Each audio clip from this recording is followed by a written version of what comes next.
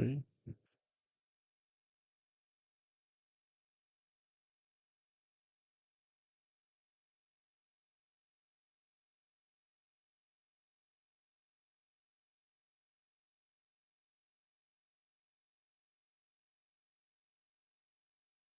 All right, are we live? Testing, testing.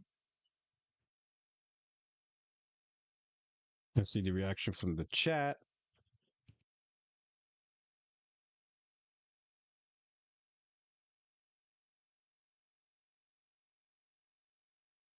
And I think we're live. Yep, we are live. We're good. Chat's all up in there. Hey, what's going on? Welcome, my friends, my family, my fellow gamers, your only friend these YouTube streets.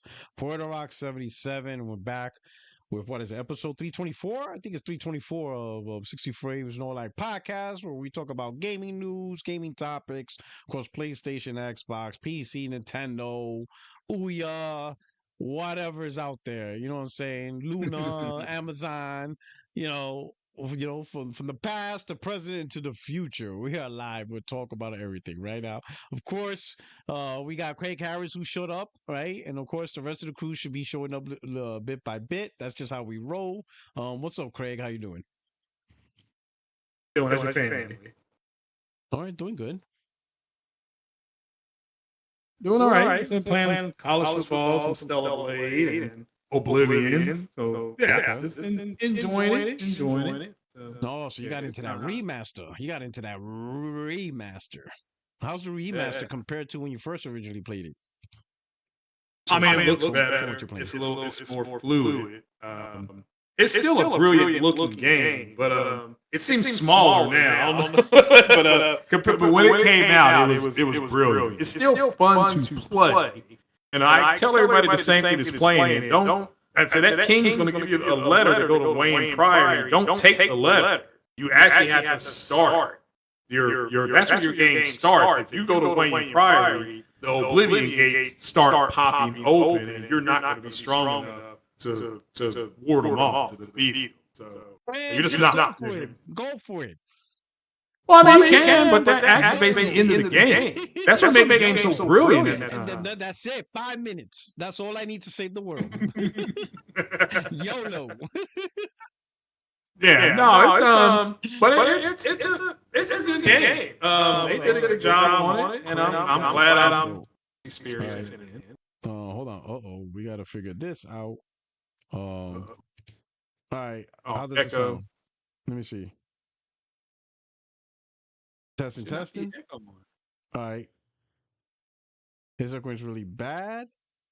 All right, I'll drop off and come back. Hold on. I just want to make sure. All right. How about now? Can you hear me? P-Rock, yeah, he was echoing back. Good. Okay, so he's not echoing no more? He's good now. How about me? You can hear me?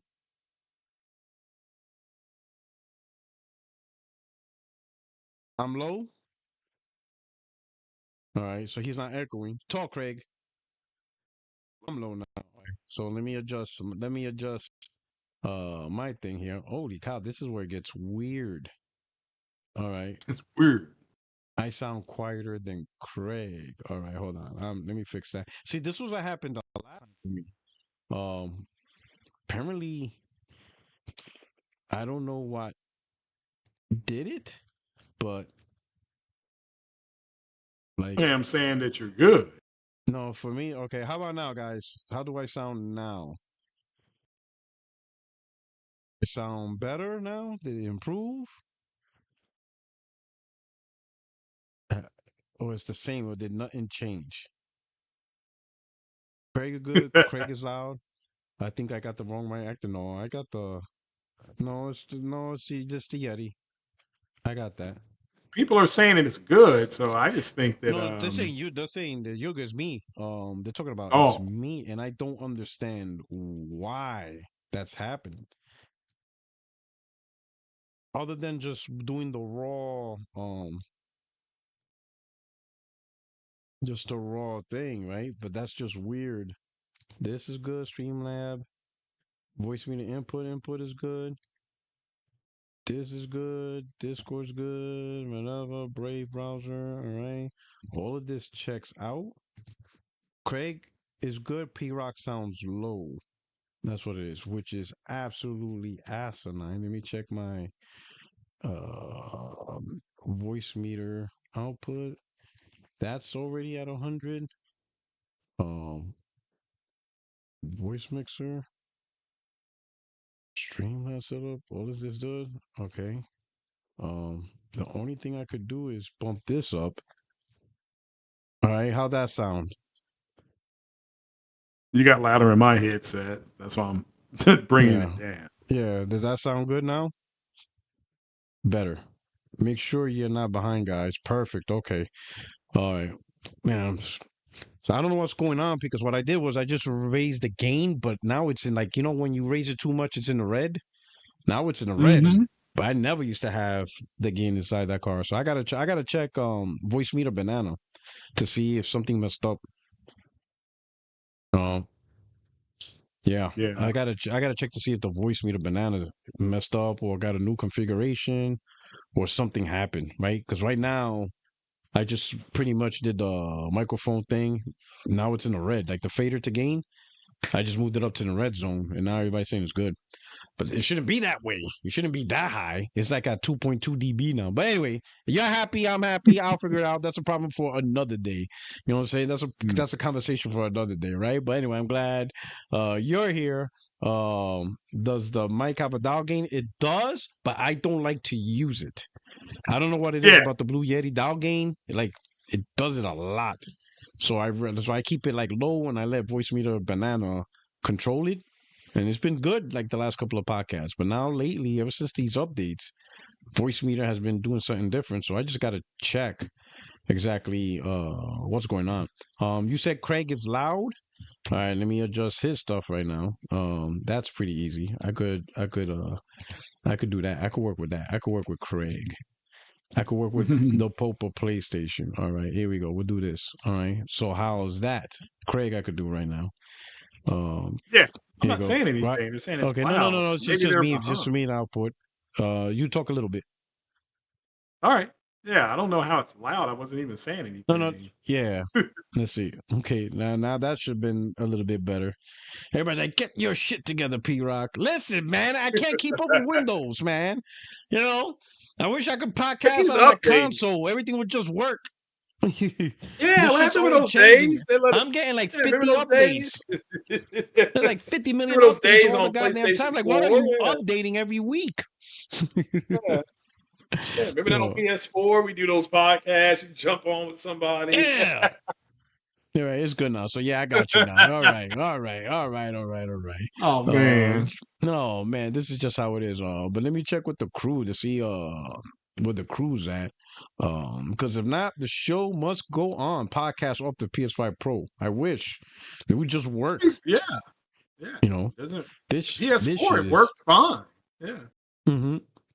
And stuff like that. Messages. Let me see. All right, let's see who we got. Who's on there? All right, that's J-Dub. Hopefully J-Dub gets on here and stuff like that stuff. But hey, we're just gonna do our thing. We're gonna get into it, because I don't want to delay the podcast too much. We'll get into the conversation. And as the crew filters in, everything will be what it is. But I want to start off with, have you seen the Infograph YouTube video on why Xbox is dead or dying, I think it's called? Yeah, did you get a chance to sub to that? Yeah, I'm sub to that, and I'm sub to that channel show? Anyway. Oh, really? You to that channel? Yeah. Oh, so you've been watching a lot of their content and stuff like that. I saw a couple. I'm not sub to it, but I seen like sometimes recommended. Check this out. I will watch it and I'll be like, all right, this is cool. So when I saw the real reason Xbox is failing, and I'm like, wait a minute, this is the infographic show? Yeah. Oh, wait a minute, I gotta see this. I'm like, whoa. I was like, whoa. Did you get a chance to see it? Me? Yeah. I stumbled upon it when they did an informatic show called Infographics Show, and they showed what would happen if the United States fought Russia. Yeah, I saw that. War. I saw that. Yeah, that's when I first subbed. That's what I first saw. So, yeah, that's pretty cool. Let me do a what super would chat. happen Liquidator. What's When I good, my sent you the brothers? when I sent you Liquidator, what's up, Jada? What's going on? Let me see. Liquidator with What's the good, super brother?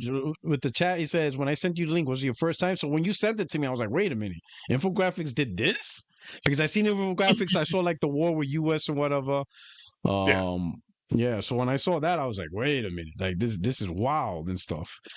So then when I saw for Xbox, I was like, whoa. I'm like, wait a minute. I'm like, all Yeah. right, this is gonna be interesting, right? We just started a combo, Jada. What's going on, my brother? What's going on, man? What's going on? Okay. Oh shit, they're saying Jado's mic's too loud. What? Hold Turn on, it I up even got you. more, man. Turn that shit up. Man, we're gonna blast it out, right? Hold on, I got you. No, Let me just yeah, you don't change your setting, leave it on. All right. all right. Okay, here we go. All right, hopefully that's a little bit better for the crowd. Oh man, Everybody said, there "Oh better my, not be oh." no, them better not be no Xbox dudes talking about, yeah, he too loud. Turn him down. We And don't then want I to turn hear him him. down. Nobody hear you and Yeah, shit. He said yeah. J Dub sound like God. Oh No, man. man, He said you sound like the burn. boy. He said you sound like the burning bush. Oh man. Oh man. Oh man, Man, they call me oh, Morgan. They call me Morgan fucking Freeman, boy. free. Bruce Almighty up in here. Yeah, Oh yeah. snap, man. What's going on? J Dub, how's everything? Everything good, man. I'm in beautiful, sunny California right about now. Just relaxing and chilling. Where at in All right. California? Like up north still? Like Sacramento? Yeah, You go no. Oh yeah. man, I'm up you need to north, be. man. I'm You up need in. to you you I need. was in San Diego, though. I was in your neck of the woods, but not Oh, for you ain't long. You know saying what I'm nothing. saying? You ain't saying nothing. You Yeah, ain't I holla was at a just brother. Sunday. You know what I'm saying? You I got ain't to make holla my at a brother. rounds in You Cali. know what I'm saying? You Oh know what I'm man. saying? Hey, Oh man. I'm gonna need to be down there on a Tuesday, man, so we can shoot a 60 frame no lag. Oh, You don't know what say I'm that's saying? it. Live and Live direct. from San Diego. You know what I'm saying? Yeah, Oh man. Oh man, that's what's up, man. Good. Yeah. So we just started up the combo about the infographics show, right? And I guess yeah. let me show a little bit to the audience real quick. Just Hmm. let me just give them a little snippet of what's going Hmm. on here. All right. So here we go. Here we go, everybody. Microsoft isn't focusing on Xbox. Even when they are, they don't seem to care about what Xbox gamers want. As stated on gaming site Level Up, everything indicates that Xbox as a console has been relegated from the main narrative of Microsoft's top executives. In a rare moment, when a Microsoft shareholder openly questioned what was happening with Xbox, CEO Satya Nadella responded that the focus is on PC gaming and that cloud technology should carry the video game business to everyone. Chief Financial Officer of Microsoft, Amy Hood, only talked about Game Pass, subscriptions, and microtransactions. All of this reflects a gradual shift in Xbox's strategy under Microsoft, particularly under Phil Spencer's leadership, away from traditional console gaming. They seem obsessed with transitioning toward building multimedia ecosystems rather than just a good old console. Which brings us back to you, sitting in your living room, wondering if you shouldn't just go back to the last Xbox console you had. You remember souring on it, but I can't stop laughing. Yo, I was watching this and I'm seeing like all the butthurt Xbox fanboys like, Yeah. and then, like I Y- can't. Infographics like, oh, this shit is so Yeah. funny. I don't think they even realized what they did. I don't think they even heard about the Yeah. console war. Oh man, let me keep going. But this shit is too funny. it can't be as bad as all this. So you go down to the basement and rummage through boxes to find your old beloved Xbox One. After dusting it off, you take it up the stairs and plug it in. It boots up, and you immediately remember all the reasons you hated it. In fact, it's what made you promise to never buy an Xbox again. What?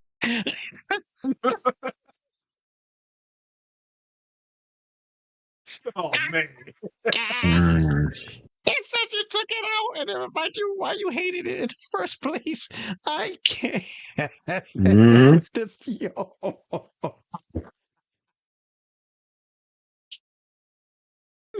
Oh my god. This video did more damage to Xbox than like literally my entire channel has done Yep. combined. Like Yeah. this 18-minute thing has done more damage to Xbox than I ever could and I ever would. Like, oh my god. Like, Hmm. bruh. Like, yo, I'm listening to them like I cannot believe they're doing this. But but I'm gonna make a point, but let's just keep listening a little bit more. What were you thinking bringing the Series S into your home? The biggest misstep Xbox has made in the last 15 years may just be the consoles they released, because users hated them.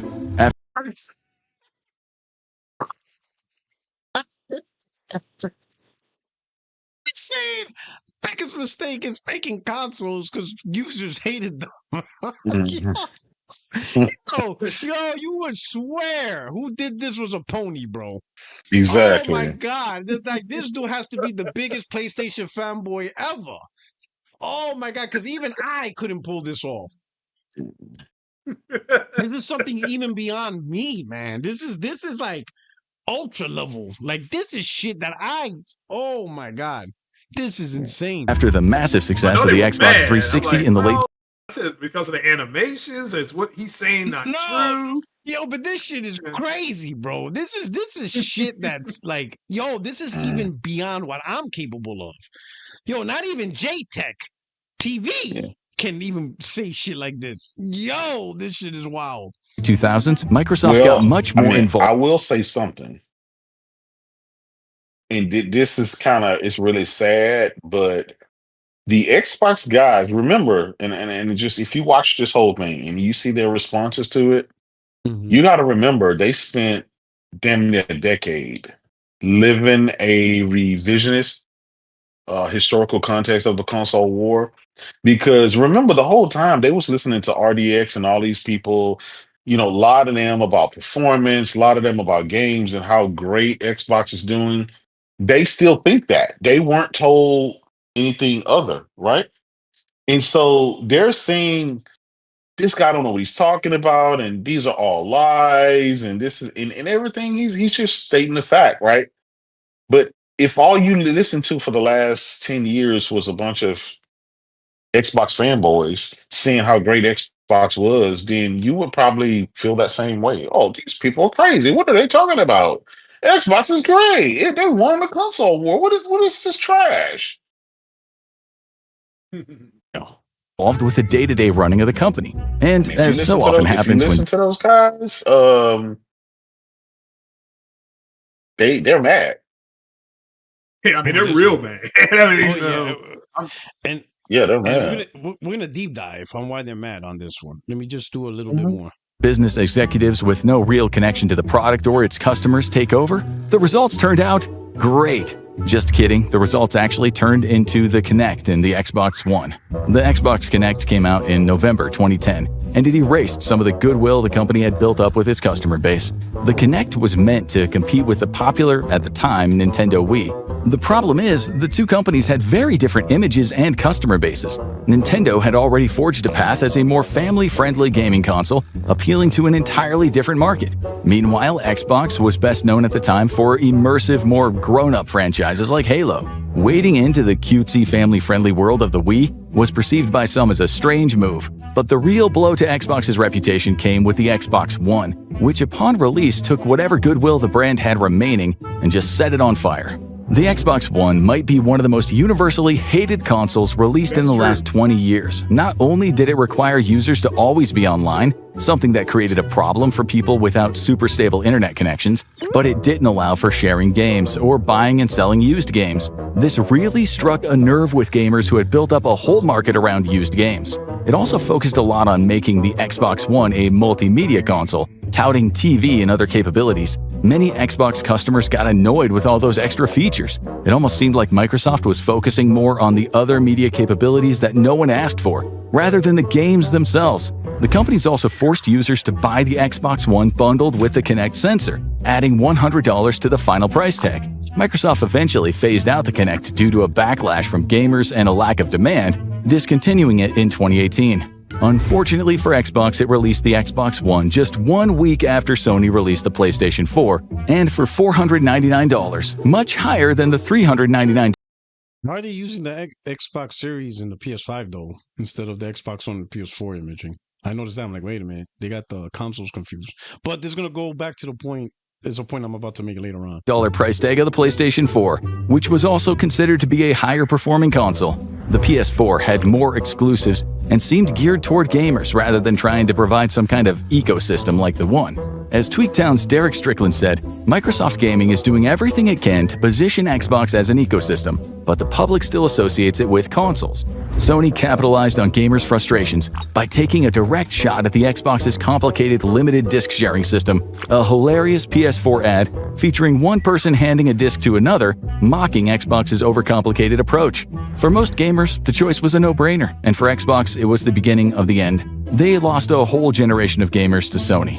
Once those gamers got established on a PlayStation and built a gaming library around their console, it was unlikely they would ever be coming back to Xbox, unless Sony really screwed up, which unfortunately for Xbox, they haven't. And Xbox hasn't made it any easier on themselves since then. But more on that soon. You throw away your phone after reading all the Microsoft Phil Spencer criticisms, wondering if maybe the problem is specific to the console you bought. Perhaps the Xbox Series X would have been a better choice. It costs $200 more, but it has 1 terabyte of memory as opposed to the Series S's 5. Yeah. So we go back there, right? So I'll go through and ask for your guys' opinions. So we'll start with Craig. What are your thoughts on Infograph deep diving into this? Oh, well, I was surprised to see it. Those guys really do a good job. They talk about everything from the war against, the Soviets, if the United States fought a limited war with NATO against Russia. And they've done things like if there's alien contact, what would happen. I mean, it's a fairly fun channel to watch. So the fact that they did this, however, it just kind of shows you how mainstream all this stuff really was. So it surprised me. I'm like, this is actually on mainstream. And but the reaction, I'm like, I'm all for criticizing it if what he was saying wasn't true. And they do a good job. They have a whole staff. So but to me, this thing they did is the I mean, you all were bringing up the RDX podcast. I mean, RDX was pushing that narrative on Xbox and VRR and VSR, whatever it was called, until Unreal did that demo on Jeff Keighley's show running on a PS5. You actually saw something wrong, and there was nothing. It deaded that whole conversation. That conversation has never been the same since that girl jumped off that cliff and went flying. Everything has changed. And that's what this is doing, it looks like. People are, I mean, again, you had a guest on your show, Porter Rock, with Reforged Gaming, and I brought him up this evening on my podcast because what he said was accurate. When Xbox had no exclusives were bad. Yeah, because that's what they were saying. Anti-consumer. Remember? Yeah, anti-consumer. And then they bought ZeniMax. All of a sudden, well, now we understand why they're important. Then it turned out that they started leaking things that, well, they're still going to put games on PlayStation and maybe some on Nintendo. Then exclusives were bad again. And Sony is dividing the gaming community and things like that. Then they bought Activision Blizzard. They bought that. Now all of a sudden, if the exclusives are good again. So, and what this Infographics show is doing, he is showing you the sentiment of what happened that E3. I still want to try to do a movie about that. That happened at E3 when Microsoft went out there and charged, like they had it up there. They charged $500 in a bundle that you couldn't get rid of the Kinect, according to Don Matrick. And Sony, in my opinion, just undercut them. I mean, they were $100 cheaper. And Microsoft had that real nice headset though, and Sony had that piece of shit thing you put in your ear, and that literally they were right. People went out the same day they got their PlayStation, and it's got a headset, and so they ended up spending roughly the same amount of money. But at the end of the day, it was just a sentiment, and like the guy said, unless Sony really messes up bad, which they have, and he's right about that. So. Just the overall sentiment of it, I think nailed it. I think the reaction that some people have had has been funny because it's like, well, point out where this guy and his staff on this video went wrong. Like, what did they say that was wrong? Or is it you just don't like what he's saying? Ooh, you got a super chat. Ooh, somebody's buying pizza tonight. Okay. All right. J-Dub, what are your thoughts? All right, first let me hit up some super chats and then I'm gonna get your thoughts. Before that, hey, thank you everybody for rocking with the channel. If you don't mind, please hit the like button. Truly appreciate it, and please don't forget to share this out on your favorite social media platform. I would truly appreciate it. Liquidator came back with a $5 super chat and says, "You know the narrative now is Sony paid them to do this video." Oh man. Oh man, this was sanctioned and endorsed by Sony. Oh man, shout out to Liquid. Oh, Gordo P23, thank you for the super chat, $20 super chat. Shout out to Gordo. Thank you so much for supporting the channel. Rock it out with me. I truly appreciate it, brother. Gordo with the super chat says, "Want to make a living? Tell the truth to people who want the truth." Want to be rich. Lie to people who want lies, want to go broke. Tell the truth to people who want lies. This video is telling the truth to people who want lies. Yeah, that's pretty much it. I mean, that's a good point, right? I think that's across a lot of topic. People don't want to hear the truth if it goes against their own personal beliefs. You know, they want their personal beliefs reinforced, and when you try to tell them, listen, what you believe is not true, they're not trying to hear that. They're not trying to have their beliefs challenged. Regardless of the overwhelming amount of proof, right? Yeah. And that's what happened to the Xbox community. And in the end, a lot of the Xbox gamers today are pretty much Game Pass gamers. When we all know we were there in 2020, that was not what they were hyping. They weren't simply hyping just enjoying Game Pass and then that's it. They had a lot more higher expectations of Xbox with exclusives, the best version of multiplats, the hardware with new technologies. You can't tell me a whole year of 2020 talking about VRS and mesh shaders and machine dedicated ray tracing cores. Machine learning. Yeah, machine learning. You ain't go a whole year, 3-4 different podcasts talking about the same thing, and you watch all of them week to week for 52 weeks throughout the whole year. You go on this podcast and you jump to another Xbox podcast and you jump into another Xbox podcast and it's VRS, mesh shaders, 12T flops, blah, blah, blah, blah, blah, blah, blah, blah, blah. And you have all this stuff, right? Damage control and talking about it. And then like another year and a half of tools. It's the tools, right? So you go through all that for like a good 2020, 2021, 2022. But now you're telling me in 2025 it was just about Game Pass? Get the fuck out of here. We're not trying to hear that. But we remember what you really hype and stuff like that, right? But thank you so much for the super chat. Well, one more, Bobo Country. Thank you for the super chat. Says no fluoride, Florida bro MAGA Xbox. We're so fucked. No what? No fluoride in Florida? What? No fluoride? Like oh yeah, what? They're stopping fluoride in our water. Florida, man, our teeth is gonna be British. Oh shit, we're gonna look like the Brits. Oh man, poor. Well, not really us. It's the young kids. We're gonna have a new generation. We're gonna have Gen Alpha looking like they're from Britain. Oh man, oh man. All right. Anyway, we're gonna do it. So, yo, J-Dub, what you thought about the infographics picking this topic? You know, given how that channel is and stuff like that. All of a sudden, they decided to dedicate and put some work and effort and time into this. What do you think about this? Well, it was spot on to me. Did you listen, because you could do it. Listen, let me find out you invested this. Listen, I won't say nothing, but every time I fly out to California, some native Xbox news. We're going to Hollywood. Figure it out. Soon there's gonna be a Netflix documentary on this shit. Like, what's going on here? The deal. Listen, man. I actually subscribe to the channel. I'm watching it all the time. I only watch like history stuff and all kind of stuff. And when I saw this pop up, like they had just posted it like 2 minutes before I actually sat down and watched it. And what a fucking great job. But I knew the backlash from this was going to be what it is. And but again, it's only the outrage would only be from those who drunk the Kool-Aid. And you still have guys you still have guys out there talking, "Oh, this is so inaccurate and this is not true." And it's like there was actual back and forth fight. It was no fight from 2013 all the way to now.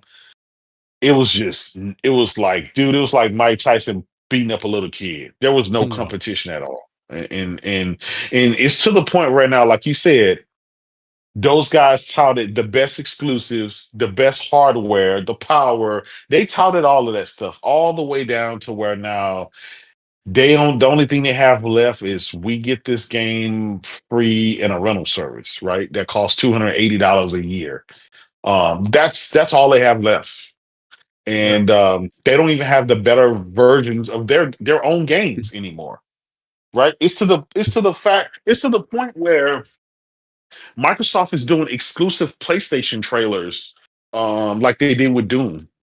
No. Right? An exclusive trailer that's not on Microsoft's site, it's on Sony's site, and it's targeting the PS5 and the PS5 Pro and its features and all that stuff. And it's like, if you're an Xbox gamer, you're wondering, where's our trailer showing us the features of our console and showing us why you need to buy it here and there. And these guys aren't reasonable, but I don't expect them to be reasonable.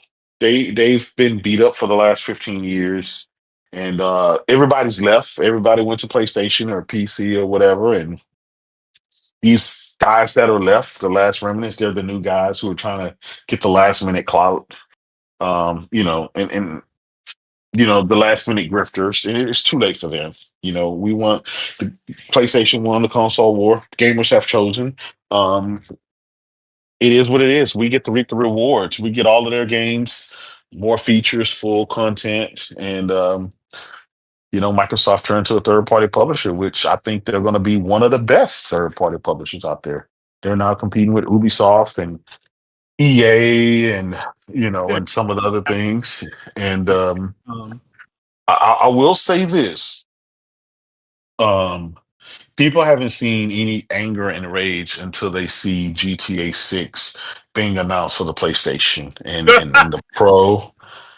I think that in itself is really just going to let a lot of wind out of the Xbox guys, and it's just Yeah, because I've been told some stuff. That's all I can say. First Like, of all, just think about it. Even if you're a PC guy, the game isn't coming to your platform for a couple of years.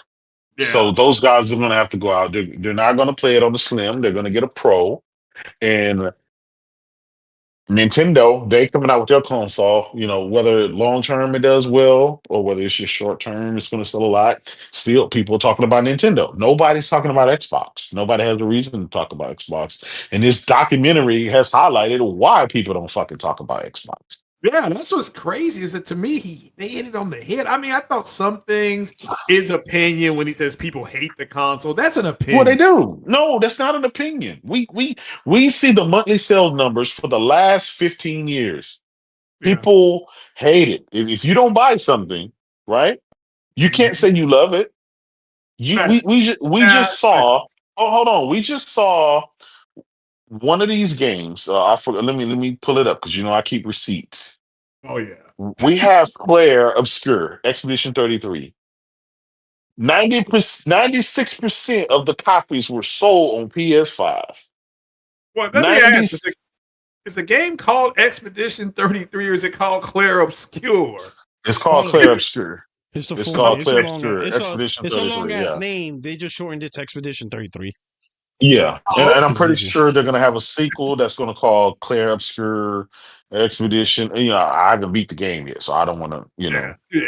Okay. Not fair enough. Yeah. Continue. I just wanted to double. Yeah, but it's when we saw the names, we called it 10 years ago. We looked at the data and we saw, hey, Xbox isn't winning any NPDs, and if you don't win NPDs, that means unsold the amount of hardware sold and the amount of software. If you're not winning any of those, like that tells how healthy your ecosystem is.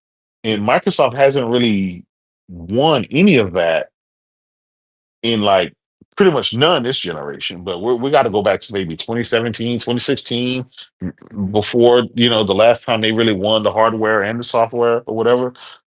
They haven't won that in forever. And so what is it? People talk about Game Pass. It's a great value, and I give it to them. It's a good value for those who don't really, like buying games, or they don't buy the latest games or whatever. Maybe their backlog. Shout out to Doc Dark. He admitted he missed a generation. So he has a crap load of games that he was able to catch up on. So it was great for people like him. But people like you, me, Porter Rock, and him, and people that tend to buy all the latest games, there was kind of like no value for us there at the time, right? And so here we are, 2025. Even Microsoft themselves have pretty much given up. They rarely mention Xbox. They're focusing on LG, they're focusing on PlayStation right now, then the Switch 2. These guys, they still want to hold on to something that, them Xbox 360 days are over. They're over, and they're never coming back. And shout out to my man Crap, man. He's always on the post telling Microsoft, hey, listen, you need to change course. And it's like, dude, that ship Oh left yeah, the they're dock not. 10 Yeah, years they're not. ago. Yeah. They're not going back to the old shit. That Yeah. Satya's not interested in that nonsense. He's not Yeah. interested in prioritizing hardware Mhm. like that Yeah. to that degree. But Porter Rock, we used to tell them, if you don't buy your games, you're going to lose them. They're going to go away. If you don't buy your hardware, it's going to go away. Yeah, but And they Microsoft didn't didn't. do a good job to buy hardware. Well, That's the problem. listen, They I focus on totally the wrong get shit. that. Listen, I I'm totally not gonna buy get that. hardware just to buy it. And then listen, I did buy Xbox One, but because of Cuphead, right? Yeah, Cuphead was yeah. primarily. I was like, man, I really want to play Cuphead, and I didn't think it was gonna come to PlayStation at all. So I'm like, yo, I'm gonna play it. Yeah. Then I played the rest. But at the end of the day, Mhm. you really can't fault gamers for Mhm. not buying a product. You like the job of the product is to make the person want to buy it. And Xbox True, but didn't do that. listen, yes, does Microsoft bear the brunt of the blame? They absolutely do. But we also have to blame the gamers, because these guys were, rah rah. We got, like you said, we got VRS, we got this, we got the best X all. They talk a good game, No, I but when genuinely believe those guys did Mhm. buy the Xbox. What they didn't realize is you're just a small group. The majority is not going to fall for that bullshit. You ain't going to convince an average gamer VRS and mesh shaders. They're going to be like, what the fuck does that mean in terms of games? That's Yeah. not, at the end of the day, that's what people want to hear. You could come up with all these Mhm. technologies and words. All right, translate that to what I'm going to play in terms of games. And we both Yeah. saw when the gen started out for Xbox Series console, they didn't have games. Mhm. The games they Yeah. did have was, souped up Xbox One games. That was Mhm. auto boost and auto tune or whatever they want to call Yeah. it. Like, yo, you can't sell a new Xbox with games that didn't help sell the old Features. Xbox. I was telling, I even Yeah. told Smooth that. Like, Smooth, you cannot brag about how Xbox makes Xbox One game better when people didn't buy the Xbox for Xbox One games. So they didn't buy an Yeah. Xbox One for Xbox One games, but they're gonna buy a Series X for Xbox One games. That don't make sense. Yeah. Like, you need Yeah. new games. Like, sure, if you entice the audience with new games, and when you bought the new games, okay, now I'll play Xbox Ones because it's just there. That's fine. I mean, it's there. You might as Mhm. well use it. But you can't convince a person to buy a new console and be like, hey, we got a new console, and right now it makes your Xbox One games better. The consumer's going to be like, I didn't buy the Xbox One because I'm not interested in Xbox One games. So if that's what you Yeah. got, Well, that's all. and that's what That's all happened. they have. Yeah, Yeah. that's all they have. So All right. Hey, shout out that's to Rodzank NRM.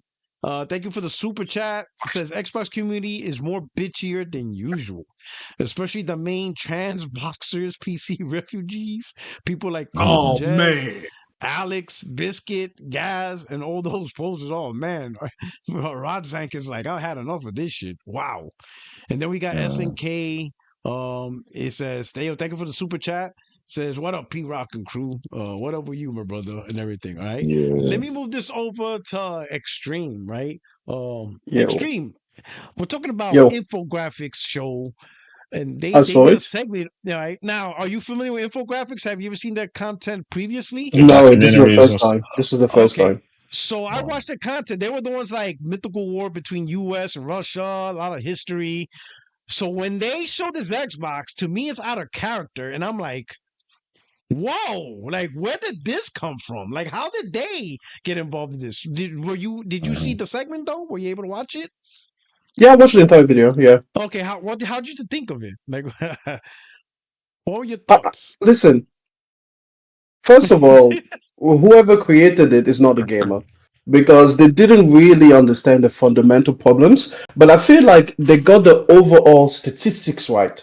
That when you're talking about they put out some numbers out there about how much this is sold or how much that has sold, but it's almost like it's both good in the sense that it's not telling a lie, but it's bad in the sense that it is inaccurate enough that I understand why some people have issues with it. One example, for example, is that he talked about the Xbox One generation and about how people didn't like the way that sharing the games was clunky and basically all the things that they proposed at first at the reveal of the Xbox One.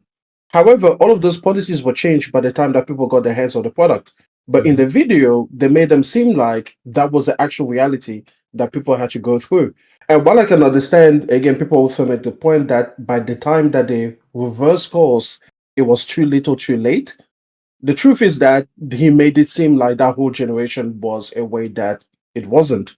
And they did that a few times, even with the number for Xbox Game Pass. At some point, they were like that 34 million subscribers, which again makes you feel like this is 34 million active subscribers, which is a very different stat, and I would say that that's not accurate. Microsoft has never ever said that these are concurrent users or these are active subscribers.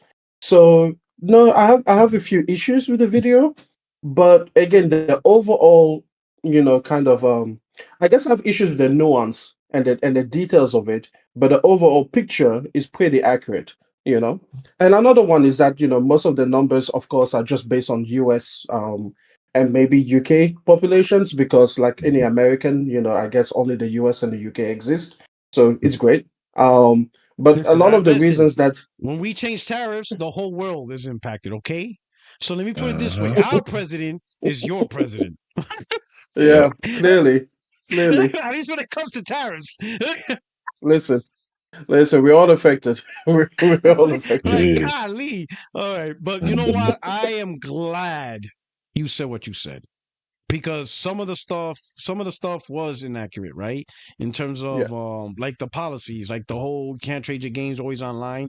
That's how it was initially presented, but Microsoft never really enacted it. It got changed. And this leads into my next conversation with Infograph. The reason why I find this odd that they got into this, because Infograph actually is a very casual centric show. It is not for like the show isn't really meant for like when they talk about war between Russia and USA, it's not a segment for the historian or a person in the military or people who study defense. Because if they look at it, I guarantee they see those videos and be like, none of this shit is true at all. Like the way you were able to dissect this video, they can dissect. If they talk about slavery in the United States, anybody who's into that history can look at the video and be like, that's not accurate at all either. Like an actual person who's into that field or into that hobby, we can see clearly you're not really accurate. Like the overall, you did okay, but you had a lot of inaccuracies. Okay. The reason why the next thing I want to talk about is this is what happens when you market a back product. This is what the casuals see. Yeah. And when you release a bad product, once it gets down to the casual, you can't correct them. Listen, I'll give you a perfect example on the PlayStation. Even towards the end of the PlayStation 3, I had casuals come up to me. They'd be like, man, you still playing on PlayStation? You don't even got Rumble anymore. I literally had to show them the controller. Like, bro, this is the DualShock 3. It has Rumble. Oh, I heard Sony stopped Rumble, bro. I'm like, yeah, they did. That was like 8 years ago. They brought it back. Oh, I didn't know. That's the casual. They're not deep diving into this shit. You know what I'm saying? To the casuals, oh yeah, you can't play, you have to be online. That's it. They ran it off. They're not going to go next week to the next podcast to get the latest news. Once they heard that, the casuals wrote it off. They never went back. They didn't say, "Oh, let me get the most updated information." No, that's it. It's over. It's done. You lost them. They're not coming back. 8 years later, they'll tell you, "Yeah, Xbox One sucks. You know, it's always online." And you'll be like, "Bro, it's never been that way." Like, what are you talking about? I remember I heard it. It's that when they hear these things, they're like, "That's stupid." They just move on. That's it. You lost them. They're not going to stick around and keep fighting. Well, maybe Microsoft might change. Let me write an email. Let me log on, create an account, and go to the forums. They're not doing that. They're going to hear the stupid shit. They hear the stupid shit, and the casuals be like, "Nope, I'm moving on. I'm getting the PlayStation." And you never got them back. I guarantee there's still casuals. The reason why they made it that way is because probably they still think it was that way. So the people at Infograph are casuals. It's not us. Because if we were there, we would correct them. Like, hey, that's not a true statement. You know, that's how it launched. But they never implemented the always online thing. But from a casual, that's what they remember. They remember hearing always online. I can't play my disc games. I can't borrow disc games. I'm not buying Xbox. I'm buying a PS4. And when they bought the PS4, there's no reason to talk about Xbox again. That's the thing. Xbox casuals, those are the people that will listen to you, and then they'll stop listening about the product and completely ignore you for the rest of the gen. So when you hear when you hear about, "Oh, if you don't like Xbox, don't talk about it," that's the casual. They don't like Xbox, they stop talking about it, gone. You tell them, you know, years later, they'll tell you, "Oh, yeah, Xbox One sucked. You can't play games online because you could disconnect." And you could tell them, no, they never did that. Well, guess what? That was the last thing they heard. So they decided, this isn't for me. I'm going to get a PlayStation 4. And they never talked about Xbox again. Never mentioned it. They didn't get the updated information. They didn't see how Xbox changed. They don't know Xbox bought, but they don't know none of that. They just completely ignored it. That's the casual. And that's the thing about Infographs. Infograph, that show is how casuals view Xbox. Some of it is inaccurate because the casuals just heard at that moment what Xbox was doing. TV. Oh, Microsoft's focusing on TV. Yeah, forget it. I'm done. I'm getting PlayStation. And that's it. They didn't worry about Xbox since. They didn't bother to look back. They didn't see if it changed, if it got better, what new games came out. Completely ignored. No reason to talk about it. That's the casual. Us hardcore, we could see a shit product, but we're going to keep looking at it because it might change. We know how the industry changed. We know how companies adapt. You know, like if we were casual and we saw the PS3, we'd be like, "Oh my God, Sony fucked up, $600, whatever. Done. Buying 360. We would never look at the PS3 again. And because of that, we will never know about The Last of Us. We will never know about Metal Gear Solid 4. We will never know that DualSense came back, that they added trophies. We just wouldn't know because we've written it off right from the get-go. But because we're hardcore and this is our hobby, we'll always learn about the latest things. Like, oh, wait a minute. Sony dropped the price to $299. Oh, wait a minute. The DualShock came back. Oh, wait a minute. They got The Last of Us, Uncharted 2. The online got better. Oh, they added this. They added trophies. We do that. We keep up. Even when the product's bad, we still pay attention to see if it got better. Casuals don't do that. And that's the thing about the Infograph. That's what happened to Xbox. Xbox lost to casuals. Casuals no longer interested to Xbox. They don't care what updates they did. It's too late. You lost them. They're not interested in looking in podcasts and whatever. And I don't think the Xbox dudes understand that. You lost the casuals. Casuals say, "Yeah, I'm going to get this. I'm going to get a PlayStation." And they never look back. The only time that casuals would look back is when the brand they chose fuck up. When the brand you choose fuck up, now the casuals will be like, "Oh, man, you fucked up. So now you're forcing me to look in another direction." Then they'll give the brand another chance. But as long as you don't fuck up, the casuals just stay there. Why would they need to leave and look? Like, they don't need to restart the gen over and over. That's what happened with 360 to Xbox One. The casuals was fine with 360. If they never fucked up the Xbox One, the majority of the people who bought a 360 would have bought an Xbox One. If there was no fuck up. Absolutely. No other fuck ups. Just bring the Halos, bring the Gears, get some good third party. Don't do no stupid weird shit. Give a good price. There's no reason not to buy an Xbox One. But Microsoft fucked up. Or you can't trade your games. Or you don't like it, we have a console for you. Oh, always online. And the casual's like, "What the fuck? This is just too much shit. I don't want this. I'm going to PlayStation." PlayStation simple. PlayStation, all it says like, "Hey, ours is $400. Got great games. Gonna have a great digital store. By the way, look at this video. This is how we trade out games. Here you go, brother. Thanks. Mhm. Simple. Mhm. That message killed them because every casual gamer That message it's is the best piece simple. of marketing history, and The that shit most cost them nothing. nothing. Literally the Nothing. best damaging video I think in all time of all console war. I It's agree. literally I simple. It agree. resonates with every single gamer. Hey, Yeah. like here's a game. Thanks. Yeah. Yeah. Brilliant. Yeah. Killed them. Casuals saw Absolutely. that. They're like, exactly. That's how it should be. Just give me the damn disc and I'm done. I'm good. I don't need nothing else. I don't need all this fancy shit. Killed them. Absolutely killed them. It just that was like the huge dagger that pretty much ended Microsoft Xbox, and they couldn't recover since then, right? But that's the importance of marketing your brand and stuff like that, and they just couldn't get out. Right now, there is a way to get out, and the number one way to get out, and it happens, is games. Games will get you out of the struggle. Maybe not that, Jen, Absolutely. but at least it puts you on the right road to get people thinking, all right, Xbox games. And Phil never done that. He never done that. By the time he's never done it, pushed he's already games. given up. Yeah. Yes, yeah. Now he's doing it.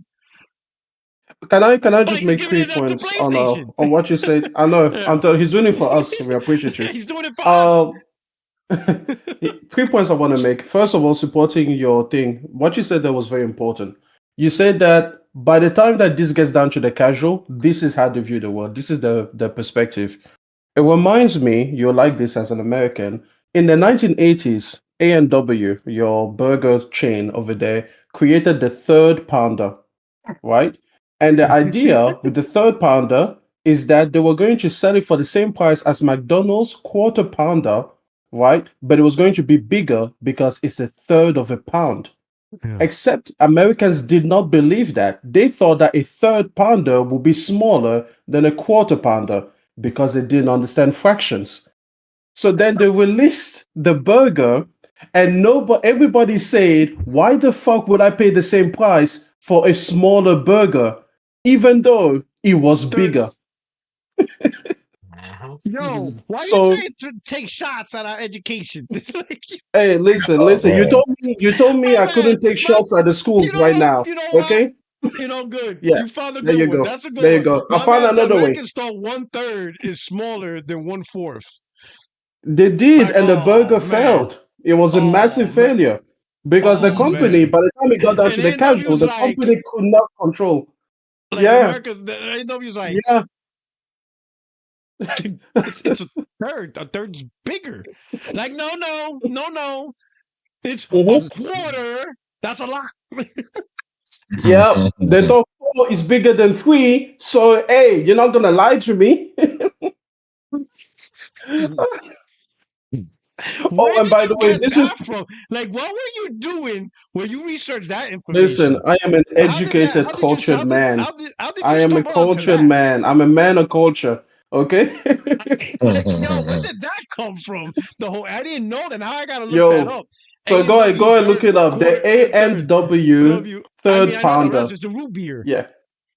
Oh my god. Yeah. There you go. They must have been Take a look at disappointed. They must have been like, America's fucking stupid. Listen, since the 1980s, can you imagine not being able to convince the casual though? Like, that's the part that pisses me off because I'm like, wait, okay, I understand the confusion, but you can't talk to them. That's what you were saying. You can't talk to them anymore. Picture. Like, third. Yeah. Also, you know what I also blame? I blame the imperial system. Because if it was metric, they could have just put in grams and you would have understood it. But because you guys are fucking imperial, what were they going to use? Damn, bro. Like grams would have made more sense. Yeah, hey, they would have put it, they would have been like the third pounder, by the way, 150 grams versus McDonald's quarter pounder, by the way, 125 or whatever the fuck a quarter of a pound is. I don't know what a fucking pound is in grams. But yeah, the point is that they didn't have anything good to fall back on. But no, what you said there is exactly true, right? That is hilarious. Isn't it though? But here's I could just imagine the boardroom. Like, you're the CEO, you're the shareholders, and you can't blame anybody other than the American education. Like, whose Yeah. fault is this? Yep. We had no idea Americans don't know the difference between a third and a quarter.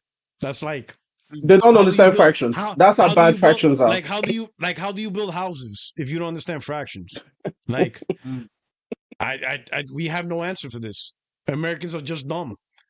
Like, should we just show the Listen, picture? if I was a member of Congress at that Wow. time and I heard about the failure of this thing, I could declare a national emergency. I'll be like, nah. There's no way. There is no way. Like, you guys don't have to like the burger. No one said it's good. But the fact you don't understand the fractional component of the marketing, that's a worry. This requires us to go to war. Like, can you imagine? Overhaul the education system. No, because you understand that the casuals are lawyers, they are doctors, they are nurses, they are truck drivers, they are people that run your economy, and they didn't understand fractions. Like, I'm sorry, that's fucked. That's fucked. There's somebody who knows the nuclear codes but didn't understand the basic fraction of it. Somebody flying the plane didn't Oh know my that god! a third of a burger is bigger than a quarter of a I'm burger. telling you, there were pilots talking. They're J-Dog, like, we in "Hey, man, trouble. we are responsible for multiple lives." Yeah. So do you hear about this A&W third pounder thing? The guys like, "What a ripoff, right? Like, what the fuck would I pay for a smaller burger?" Yo, I'm telling you.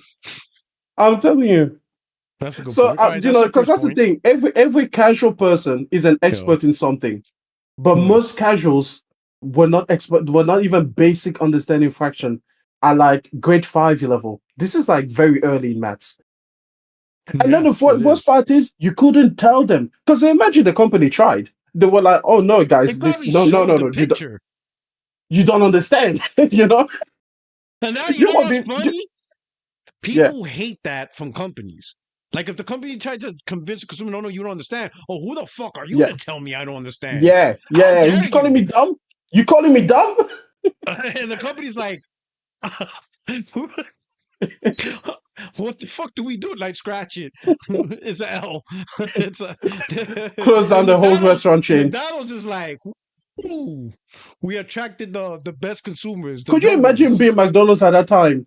And then a person comes out with a bigger burger for the same price, and you're like, "Oh shit, what the fuck are we gonna do?" And then you go out the next day, it's like, "There's no problem." And then the guy is like, "Wait, what do you mean there's no problem? Didn't they release the burger?" And he's like, "Yeah, they released it." It's like, so is it bad? No, it's great actually. I like it better than our burger. Then what do you mean? This is in trouble? No, trust me, we're good. Matter of fact, just do nothing. Say nothing. They're buying more of our burgers. Stay. Just do nothing. Just do nothing. Don't say just nothing. Just home. leave it alone. Just stay home. Leave it alone. Don't touch it. Don't touch it. Matter of fact, take out a quarter burger ad. Just go ahead. Buy the original and the best, the quarter burger. That's probably where they created the quarter pounder to make it sound huge. True. They wouldn't go to the third pounder because people would be like, "Hey." Oh yeah, that would be confusing. Probably somebody did. Hey, we should make the third pounder. No. The quarter pounder. No. It sounds big. It sounds better. It sounds big. Quarter of a pound. It just sounds big. Oh my god, it's so funny. It's so funny. Yeah, they should call it a 33.33% pounder. just try percentages. Funny. Try something. Right. So but that was the first part of the that's the first point. You said you got two. That was the first anecdote. The second anecdote, directly tied into gaming, is when the PlayStation Portal launched. One of the biggest complaints, even for people who liked it, is that it could not sign on to public Wi-Fi networks that required a sign-in thing. You know, when you go to like a hotel or an airport, and then they're like, "Hey, type this in, say that you're not going to watch porn in front of other people. Don't be a dick," and then you sign in. Okay, cool. It couldn't do that, right? And this was a story that was propagated. The other day on X, I saw a video of me at a library where I have signed on to the public network. It did require a sign-in, and I've got it through the portal. So I showed this video. I saw this video of me playing the game, and then the person tells me that the portal can't do this. And I'm like, yes, it can, because I did it literally an hour ago. In fact, when he sent that tweet, I was still at the library, still using the Wi-Fi, still playing on the portal, and this person was convinced that it was a back and forth thread that it could not be done because, like you said, he had heard the message and he never checked back. Matter of fact, this guy went to ChatGPT and he typed in ChatGPT, but instead of typing into ChatGPT, can the portal connect to public Wi-Fi networks? He typed in, can the portal have a browser? Because normally a device needs a browser in order to complete that process. Now, Sony never put in a browser, but they found a way to do a workaround with your phone. So you use your phone as the interface, and your phone has a browser, so you can do it. Now, listen, I told him that Sony does it through your phone, and if your phone isn't available, it is still unable to do it. I told him how it happened, and he still didn't believe me. It wasn't until I sent him a screenshot of an article that said that here is the update where Sony enabled this functionality that he finally believed that you could actually do this, even though I had told him at the beginning, I've done it. In fact, I'm doing it right now. Like there's no delay. This isn't something that I did a year ago. It's something I just did like an hour ago just to be able to show the video that I showed you. And I think it shows again what you said, like you can't talk to casuals. It doesn't matter what you show them. I told him how it happened. I told him the process you had to go through in order to make it happen. And the motherfucker didn't believe me. Just like with the third pounder, I'm sure they showed them pictures like, hey, look, this is bigger than that. And they were like, no, that's his quarter. That's his third. And there is no picture you can use to lie to me otherwise, you know? Like, and it's so weird. Like, I'm telling you. Someone could tell me which one feels more. But that's the same thing with the PS3. When I had a friend over and they tell me, oh, you playing on that? Doesn't have Rumble. I got Rumble. Yeah. Like, the controller's here. This is the controller. Yeah. I had to show him the controller, DualShock 3. Yeah. This is the controller. Yeah.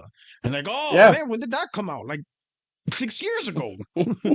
like this is like, I heard they got rid of it. I'm like, yeah, you did. And they right. It did. And they did release without it. But the backlash was so big, they brought it back. Goes, but I play on 360. I'm like, you know what? He played on 360 and didn't care about anything PlayStation, right?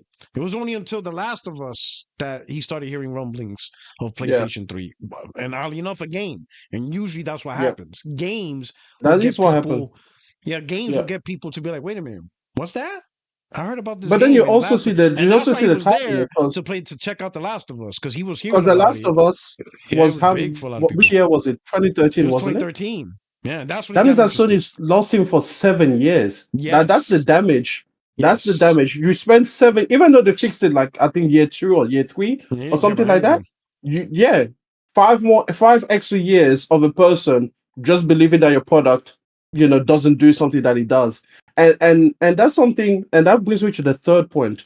The reason that this infographics video is so piercing to the Xbox community, that it hurts so much, is because they didn't do it themselves. They didn't do this retro analysis themselves to properly educate people. If you take a look at one of the biggest videos, everybody knows Mystic, right? His big PlayStation channel and everything. The video that kind of put his channel on the map was a video where he did a retrospective on the PlayStation 4 and why he ended up winning the generation. So the thing is, the PlayStation, like you're seeing King Trash, right? Like he does retrospectives all of the time.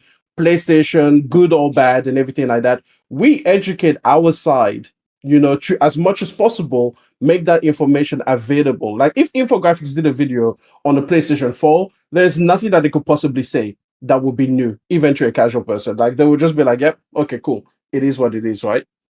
But there's nobody. Where's the Code Eastwood video of the Xbox 2013? Like why it failed? No, they would still just pretend that, for some reason, like, I've heard Dog Dark say this, people buy a PlayStation without understanding why. They buy like an iPhone. And I'm like, first of all, that's disrespectful to the iPhone people. People know why they're buying an iPhone. Just because it's not a good enough reason for you, it doesn't mean that they're buying it, like on a whim, or they're buying it because other people are buying it. They're buying it because the iPhone has something that they want in it, But second of all, gamers are even more, involved in the process, because unlike a phone, this is going to stay with you for the next 10 years. Like this is a long-term purchase. There are cars that are going to be bought, returned, resold, or just sent to the graveyard in a shorter lifespan than a console will. Like most people only keep the cars around for 10 years. Most consoles last around 10 years. So it's like people put a lot more thought, into something like a console purchase because they're going to be locked in for a while, you know? So I think that if they had wanted to control the narrative, right, they should have been the ones to put out the information. This is why Xbox failed. And then they could have made it as accurate as possible, without any of the flamboyant, or the pretending, that everything was great and rosy and customers just didn't like it because they didn't like a console that started with X.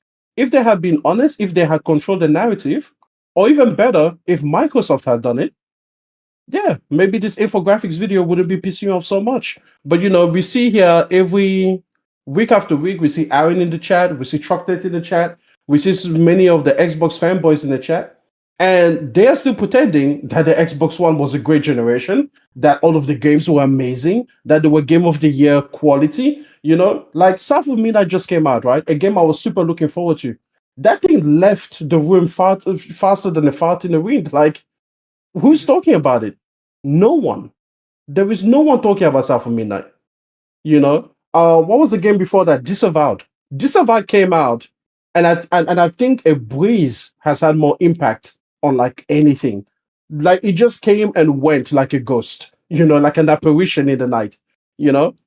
All of these things come out, and yet the Xbox fans are there pretending that these are the best things since sliced bread when they have no impact. You have not been honest with the casual public, for at least 13 years, right? And now you want to be like to the casual public, no, no, no, no, no, no, no. This infographics video, don't trust it. Don't trust it. We have the honesty for you. Let's speak honestly. Like, nah, bro.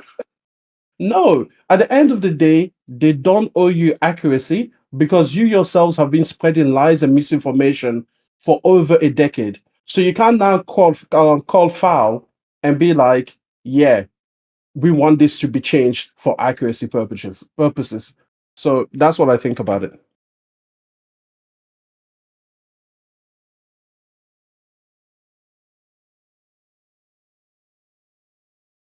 I think you're muted, by the way. Oh, Yeah, I shit, can't I hear am you. muted. Okay, got it. My bad. All right, cool. So I think we covered good. Let me move on to the next topic. And I'll start off with Craig.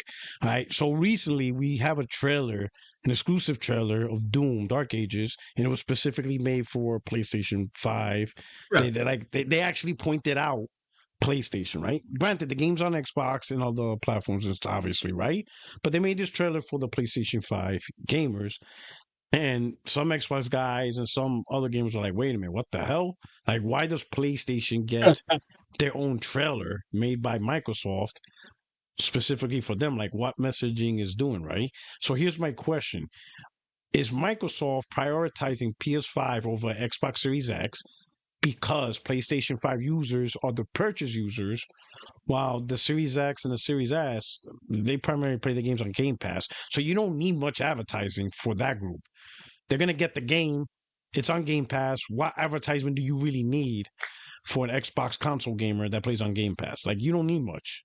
All you need to do is tell them, hey, this is the date you're able to download the game.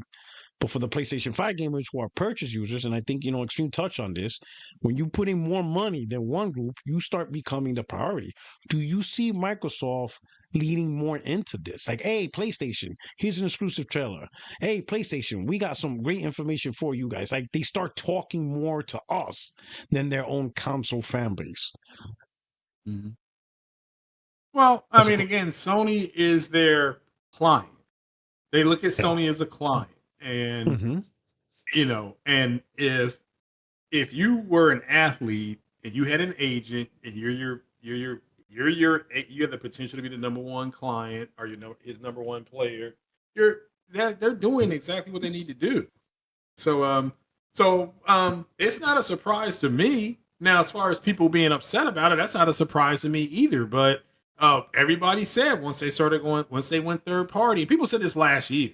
Once they went third party, that they would start advertising specifically for PlayStation. They also told people that once the PS5 Pro came out, shout out to D-Batch because he's the first one I saw say this, which is that you're going to have the inferior versions of your own first-party games.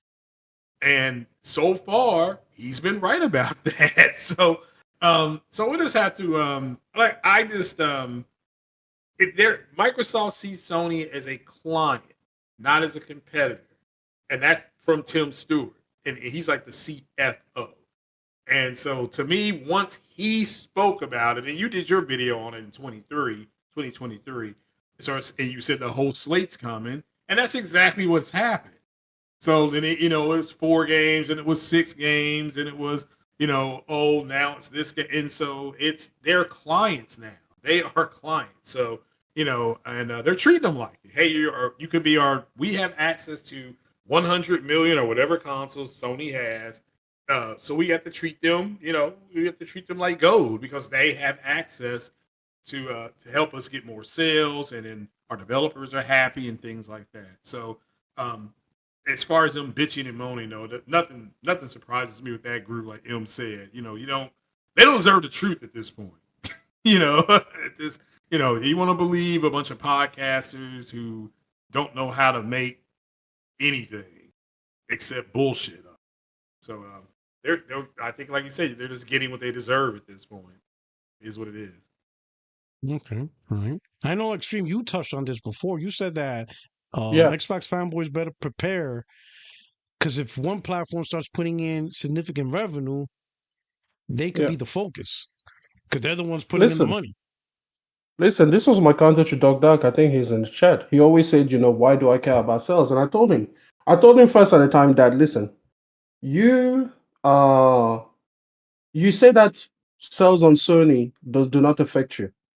And yet, when Sony gamers start becoming a larger part of their revenue share, not only are they going to do this where they advertise specifically to Sony gamers, right?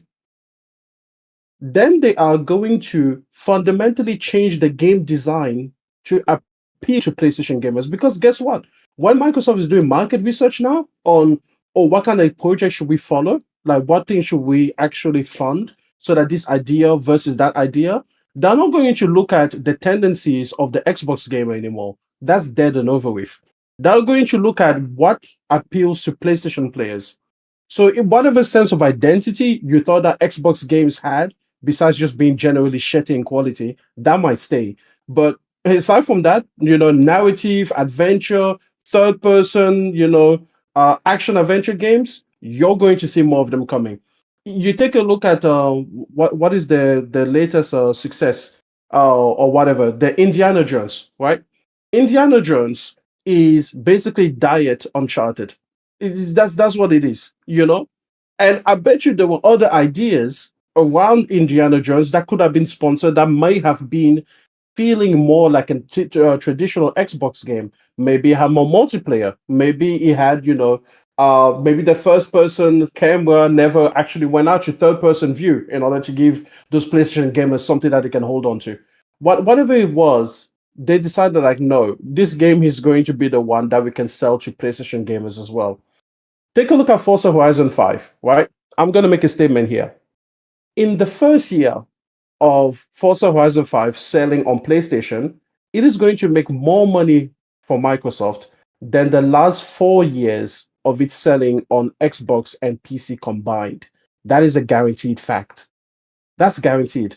And I said it to you a few weeks ago, which is, if you were a coffee house, right, and they legalize weed, and within 6 months, weed becomes 80% of your business, you're not a coffee house anymore. You're a drugstore that happens to sell coffee. Okay? And this is exactly what Because at a is certain happening. point, might be like, this coffee might not be worth selling. I'm telling you, bro. I'm telling you. So you take a look. It is a changing time, and I've said this in many different ways. I've said Microsoft is a first-party developer for PlayStation, because everything that they do now will be focused on PlayStation. Do not be surprised. One day you will tune into an Xbox Direct showcase, whether that is the big showcase or the smaller developers direct or whatever, and it will say captured on insert PlayStation console, most relevant at the time, PS5 Pro, or captured on PS6, or captured on PS5. It will say that at the subtext directly on an Xbox live stream, the one that is meant for their audience, not like a specific Sony made one.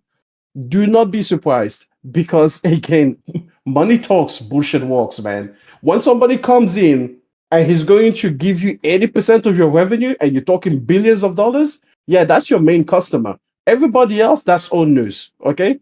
Just like the coffee. Listen, if I sold you coffee for 10 years and you liked my coffee and you made me earn a revenue of about $55,000 when I go home at the end of the day, and then I start selling weed, and in 1 year, you bring me a revenue of $2 million, oh, we best believe we're going to have some plants in the back. You best believe there's going to be some changes around here. Oh, yeah, we're going to Amsterdam this motherfucker up. Like, what the fuck are you talking about? PlayStation is more valuable than Xbox. It's more valuable than PC. It's more valuable than the Switch. It's certainly more valuable than the fucking cloud. What else do you want Microsoft to do? You would do it if you were them. Okay. All right. Okay. I mean, yeah. I mean, that's pretty much all good points, right? That's just the new normal now, right? Microsoft made the decision, be third party. They're going to look for sales of their properties, of their games, to make up the money to spend on these purchases and the expensive purchases of acquiring Bethesda and Activision, right? And I think Craig left, but he made a good point. PlayStation is a client of Xbox. That is their client, right? And they have to, like, they can't, like, you saw these fanboys talking about weird stuff, like Trojan horse and all that stuff. Like, no, I think Craig hit it on the nail. I think that's probably the best way to look at Microsoft. PlayStation is now a client of Xbox, of Microsoft, and Microsoft is now looking at strategies of how to maximize the potential of what they can get out of that client, right? And of course, there's a risk. Like, if we do this, how will other clients might react, right? Or our constituents, right? But I think by them providing Game Pass to the Xbox gamers don't have much room to complain, right? They brag about the best value, best deal in gaming. They save all this money. I don't have to spend $70 for $20 a month. I get this $70 games, this $70 games. I get that. You're eating all this stuff, right? And it's like, cool, you got this, right? But what you don't get to have first class dining service, right? You're more like a buffet, but you can't demand to get a filet mignon. You're not that customer. You get all our library, you get all these games, and you get to enjoy it for a great value at a fraction of the cost. Enjoy. We go to this other customer who is a paying customer per title, per whatever. They get this other stuff. Xbox gamers like, whoa, wait a minute. How come we're not getting that? Because you getting the value. You're not paying for this. So you're not going to get this. What you get is the game at a nice cheap cost, value, you save money, and that's all you're going to get. We're not going to give you anything more than that because you don't deserve to have anything more than that. What more do you want? You're pretty much getting a great service, right? In terms of value, you don't have to buy these $70 games. You're getting the most bang for your buck out of anybody. That is what you're going to get. For these guys that pay $70 a games, we're going to talk to them more. We're going to make more exclusive footage. Oh, they have a new console, this Pro. We're going to look into that and see how much better the experience they can get on that. We're going to do all these things for them, but they're paying for it. So they get to have that. You're not paying for this. So you don't get to have that. What you get is the value, but don't come complain. Oh, how come we don't get an exclusive thing? How come we're not getting an exclusive trailer? No, you don't need that. In fact, you already made the decision that every single game we make, Xbox makes, you're going to play on Game Pass. So the decision's done. Xbox doesn't have to create exclusive trailer for that. You made the decision 5 years out, 10 years out, that no matter what Microsoft does, you're playing their games because you have a Game Pass, day one. So Microsoft doesn't have to spend energy trying to convince you to play their games. You're going to play it. They know that. But it's these guys that we're trying to do. It's these guys, this client of ours, right, that Microsoft is asking to to say, hey, PlayStation gamers, pay $70 for this game. PlayStation gamers be like, why? What are you offering? And that relationship with PlayStation is on a game by game basis. We're treating Xbox no different than EA and the other, right? Game by game basis. You make this game, oh, that looks good, I'll buy it. You make this other game, oh yeah, that looks like shit, I'm not buying that. It's a game by game basis. So Microsoft, with every game they make, they're gonna have to appease to the PlayStation gamers with exclusive trailers, state of plays, direct conversation with this client, right? With a PlayStation client to say, hey, buy this game. For you pro owners, this is the special benefits you get on your pro. Because we know you own a pro. So obviously, us pro owners, we really want something specific. We want the power. We want the performance. What are you doing for us that's separate from the base PS5 gamers, right? Because if you make a game and you don't make a pro enhancement, even though Sony mandated it, but let's say you don't do a Sony enhancement, then we may not be interested in playing the game because you're not catering to us as well. We want some special stuff. That's why we bought the Pro. If you're only catering to the PS5 gamers, that's fine. They're the majority anyway, so you'll be fine with them. But if you're trying to maximize sales from every PlayStation gamers, you have to appease to the client, right? And I think we're going to see more of that. That's just to the Xbox gamers. You got Game Pass. You're good. I think that saying that Sony or PlayStation gamers are the client is underselling it. They are the main platform, and I want to stress that point because here's the thing. Let's say I have a coffee house, right? I'm going to call it Coffee Talk. For 10 years, Coffee Talk sells 10 different coffees, 10 different teas. Okay? You can come here, you can have your thing. The average person that walks through my store buys about $7.95 worth of product. Cool. Weed is legalized in Melbourne, and then overnight, the average person that buys weed buys about $80 product. Okay, excellent, great, right? 10 times more per customer, and there's a lot more of them coming in, right? There's a lot more money pouring into my coffers. Guess what I'm gonna do? Game Pass is a relic of the past, right? Because the way that you said it is, they keep a Game Pass around to offer value to the Xbox customer, like, hey, here's your value, here's your buffet. No, they're not. They're not offering Game Pass for that. The only reason that Game Pass is still around is because it's a relic of the past. Just like with me and my coffee store, I'm going to pick like the top 5 coffees and the top 2 teas, the ones that were selling 80% anyway. I'm going to keep those around to satisfy the old customers. Hey, you came here for coffee and tea. We still offer you the most popular coffees and the teas. But first of all, the other 15 stuff, I'm getting rid of them because they were never the best performers anyway. So that's what I mean by the games that were the identity of Xbox, those are going by the wayside. We don't care about those anyway. We're just going to go about the ones that sold the most. The Halo, the Gears, the Forzas. We're going to keep those around. Every other idea, like a Hi-Fi Rush or a Disavowed or, even a South of Midnight, as much as you heard to say, all of that is just going to go by the wayside. Except for South of Midnight is going to have a resurgence when it goes to PlayStation because they like that. Okay, cool. Now, the whole thing is going to now be catered to the new customer. It's a weed house now. We are a drug. We sell drugs. Okay, this is what we sell. If you're going to get a new coffee, if you come in and you're like, hey, I'm a fan of your coffee, but I need you to make a new coffee blend for us. Come up with something new and creative. I'm going to be like, the only way I'm doing that is if it first appeals to my primary customer now, which is going to be the people that buy the weed, the people that come here for the marijuana and the Mary Jane and everything. If I can come up with a coffee drink that really appeals to them, then I will put it out. But if I come up with like the best coffee in the world and they don't give a fuck about it, yeah, that is not coming out. That is not, it is not happening. So now we're in a position where if a game doesn't appeal to PlayStation customers, Xbox not going to sponsor it. It's not going to fund it. It's not going to release it.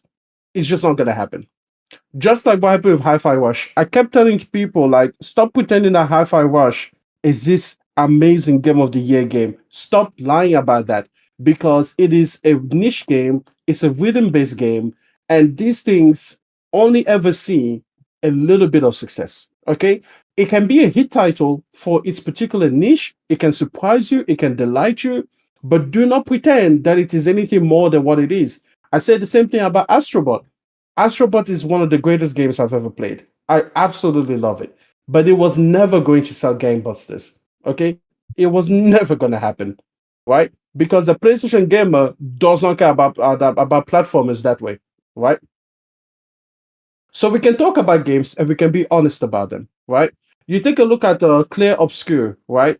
Just came out. I just beat Clear Obscure, by the way. Absolutely loved it. And what I just want to say is that with Clear Obscure, you see the conversation happening around the game. You see the impact that it's having. Everybody left and right is praising it. Advertisement after advertisement after advertisement. If it was made by From Software, this thing would have sold 20 million copies by now because the word of mouth and the positivity around this game is so strong that if it had a stronger brand, you will see it sell, by the dozens. But the point is, it's having an impact. When was the last time that you felt that kind of impact for a Disavowed? When was the last time that you felt that impact for a South of Midnight? When was the last time that you felt that impact for even an Indiana Jones? They keep putting out these games that are like bread with butter. They're good. You're hungry, there's some bread, there's some butter, you put it on, it fills your stomach, it is what it is. But you don't go home and tell all your friends about it. You don't go home and tell your wife about it. You're not like, hey, babe, you need to learn how to make me this meal. It's got bread with butter, and I need you to learn how to make that real quick. It doesn't happen. So that's what I mean.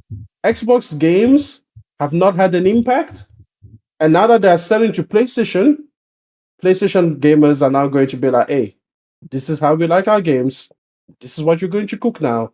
And we are now your focus. We are your primary and your only customer. That's it. Okay. We do some super chats. The brain. My fault, guys. I have to catch up next week. Hey, you're right, brother, man. You're more than welcome anytime, my brother. You're good, my brother. You guys you take care, my brother. And Gordo P23. How long until Sony money hats or third party deal with MS? Oh man, I don't think that's gonna happen, right? Because they think still it have is. obligations. You think so? I think they still I have think it is. obligations. I think they have an I obligation don't to think they Game do. Pass. I don't They think they said do. all of their games will be on Game Pass day one. All of Yeah, their they can change games. that. They can change Oh that. man, maybe they can change their mind. Listen. I don't know I about would that. not be surprised if one day a game releases on PlayStation faster than it releases on Xbox. Like PlayStation and PC, you guys get the game first. Xbox, we still have things to work out. Wouldn't surprise me. Like, I'm telling you, Xbox is you're not the customer anymore. You Oh don't fucking man. matter. You don't listen. I said this before. Forza Horizon 5 in 1 year, probably 6 months, is going to sell more on PlayStation than it Yeah. did on Xbox and PC combined. Yeah. You don't fucking matter. The only reason that keeping Game Pass open for you is because it takes more to ruffle feathers and to undo a system than they're willing to put in. There's just some things that they're just like, yeah, this used to be, yeah, it can cost, whatever. And eventually they're going to change it, right? They're going to change the pricing. They've already changed it where it's only day and date on the most ultimate tier, which, by the way, what you were saying now, if they were committed to what Game Pass was, they would not have done that because Game Pass was you get every game day and date. You didn't have to think about it. Now you only get it on Ultimate if you're on console. So now you have to think about it. So it shows you that promise is worth nothing. They're just moving you and progressively phasing it out. They already don't do day and date because now they have the whole early access scam running, which is again just another way of getting away from the day and date promise. Listen, please, Xbox gamers, don't look to Xbox as people that are going to cater to you anymore. They're going to cater to PlayStation. That's the customer. They're a PlayStation developer now. They're not a third-party developer. They're a PlayStation developer that happens to release games to other platforms besides PlayStation. That's it. Like, think of them that way. Yeah. But I would say mostly not because of the Xbox gamers, but because of maybe I'm using the wrong word, the sanctity of Game Pass itself. Because they are They have none. interested in growing, but you know what I mean? They're interested in growing Game Pass. Doesn't matter if they do it through the console. It's just in general, they want more users to jump on Game Pass, right? But Whether it's Game PC, Pass, cloud, Game Pass whatever. is all news. They're not interested in Okay. going Game Pass. They're interested in making money. They're interested in PlayStation. They are not interested. Listen, Game Pass is old pussy. They found new and better. Okay, they don't want the old pussy anymore. Listen, they're not interested. Listen, man, that's what Game Pass is. Game Pass is that's 2023 pussy. They've been in it with it for 6 years. They're like, yeah, this pussy's getting boring. They found the new hot stuff, and that shit is really that shit is hitting right. Okay, they may still have Game Pass at home, right? Like that's fine, but I'm not interested in that one no more. Okay, That is trust me. true, but making exclusive for PlayStation are buying the games anyway. So like creating an Oh, they don't exclusive need to for make it PlayStation, they exclusive. don't need to. Yeah, What I'm saying is this, yeah. okay. If there was a Or technical issue, and they are like, "Hey, listen, Phil, the game's ready, we're good to go," but one the Series S thing is still fucking us up. Okay, we're gonna need to delay about a year. Phil's gonna go like, "Okay, is it ready for PC? That are great, super optimized even. Is it ready for PlayStation? Fantastic. Have you got the PlayStation 5 Pro build going? Oh, that was even easier than anything else. Is it ready on Xbox Series X? I mean, we've been focusing mostly on PlayStation and PC first. You know, we thought since the Series S thing happened, we'll just figure that version a little bit together at the same time. So it's like, okay, so it's ready for PlayStation and PC, but not Xbox quite yet. They're like, yeah, but listen, give us an extra year and we'll get it all ready. They'll be like, nah, release it. Release it. We'll tell them. We'll tell them coming to Xbox soon. That's they were going to release it. I'm telling you, man. Game Pass is all pussy. Don't give a fuck about it no more. So long as Game Pass doesn't get in the way of something, they're gonna keep it around. You know, like an old wife that you just leave there. Yeah, she's still married to you. It takes too long to divorce her, but you're after the new. You know, you're out clubbing every weekend, and you find yourself your new shorty over there. Yeah, that's who you spend every weekend with, and it just is what it is. So yeah, there's no more Game Pass trying to go it. 2027 and 2028 is going to be really interesting, right?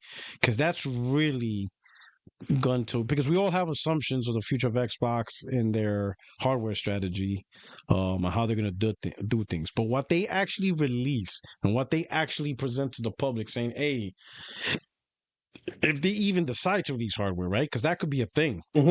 Sure, they may have intentions in the beginning to release hardware, but like you said, anything changes day by day. They could literally cancel all plans because the juice may not be worth the squeeze or stuff like that.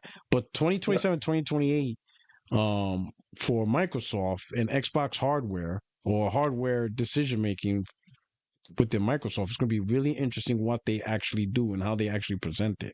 And I think that's going to spell a lot. That's going to be a wake up call for a lot of people, right? Especially if they go with this supposed PC hybrid, but when people actually get it, it's nothing more than a PC. Like literally, it's just a PC, guys. Like literally, you just bought a PC that you can't even upgrade. And it's overpriced, because I think that's what's going to end up happening if they go that route. They're just going to be selling overpriced pre-built PCs with the word Xbox on the box. And once the tech enthusiasts have it, they're the ones that's going to do it. And just like what we learned, when the initial swag comes out and casuals hear that Microsoft is just selling overpriced PCs that you can't even upgrade like a real PC, that's it. Casuals just will be like, get out of here. Microsoft's trying to trick me into buying PC. I don't want a PC. I want a console. I'm just buying a PlayStation 6. And then that's it. You lost them forever. And there's no going back on that one, right? So that's like that's like a segue back to what we talked about in the beginning. Got to be careful with the messaging you set. Because once those tech enthusiasts, they take that box and they break it open, like this is nothing more than a 4060 with an i7 that you can probably build for $500 yourself, but now they're trying to sell it to you for $750. Install with Windows. It's a PC, guys. And you can't even upgrade it because it's all integrated. You might as well just buy a PC because it's literally what Microsoft is selling you. Once that gets out and casual's like, what? Microsoft's just trying to sell me PC? I don't want a PC though. I want a console. Oh, so the few people that do want a console and still so happen to buy Xbox, you lose them too. So it's just 2027 to 2028 is a pretty important year for Xbox hardware. It's really it's an important year for Xbox console gamers who still want a console. That's going to be that's probably going to be the straw that breaks your back. Like you guys held out. Like even now, I'm just to me, just be a Game Pass gamer and don't worry about anything else, right? Because you're gonna have to be very fluid in the future of Xbox. Because if you're an Xbox console guy and you think they're gonna make a comeback, boy, you're gonna be so disappointed. You're just setting yourself up for like a right hook to the face. Yeah. You know, that's just so 2027, 2028 on what Xbox presents. It's gonna be real interesting on that one. Gordo P23 with a super chat. They have released games on PC first, so why not PS? You know what? I can't even argue with that. To be honest, you know what? That's true. They reminded me with that. Microsoft has actually released timed exclusives on PC before their own console. Because PC made more money. That's not a lie. Gears of But- War Gears Tactics, that was released first on PC, and I remember that day vividly. I remember the announcement when they announced it, PC first and Xbox One later. I was one of the first ones to be like, yo, Microsoft made a timed exclusive of their own first party on PC, and you console guys are not going to play it. And I had an Xbox One. I'm like, we can't play it until it comes out on PC, right? After PC plays it. The number one damage control was the controls. Or it's because it's an RTS, or, you know, the controls. Microsoft has to work on the controls. But then when the game launched on PC, it already had controller support, meaning you could play with the Xbox 360 and Xbox One controller. So it was already there. So why is it not on console? I was like, wow, if you guys don't say shit about this, if you don't put Microsoft in their place and tell them that if any Microsoft device gets a timed exclusive, it's the console. PC should never, ever, ever, ever, ever get a timed exclusive. And they didn't give a pushback. They didn't push back at all. And then Microsoft did it again, right? And not even a time exclusive Aria. That's straight up exclusive. Like you can't even play that on Xbox at all. Yep. So like, wow, bro. They let that company slide, and Microsoft got away. I will say this: Microsoft successfully transitioned the Xbox game, because most of the Xbox gamers now are more about Game Pass. That like Game Pass is great. Microsoft finally hit its stride, and I see those statements, and I'm like, well, Microsoft hit its stride with Game Pass. You are right, because one of the promises of Game Pass was the steady cadence of games that they keep putting out. Right, you don't go through these long droughts.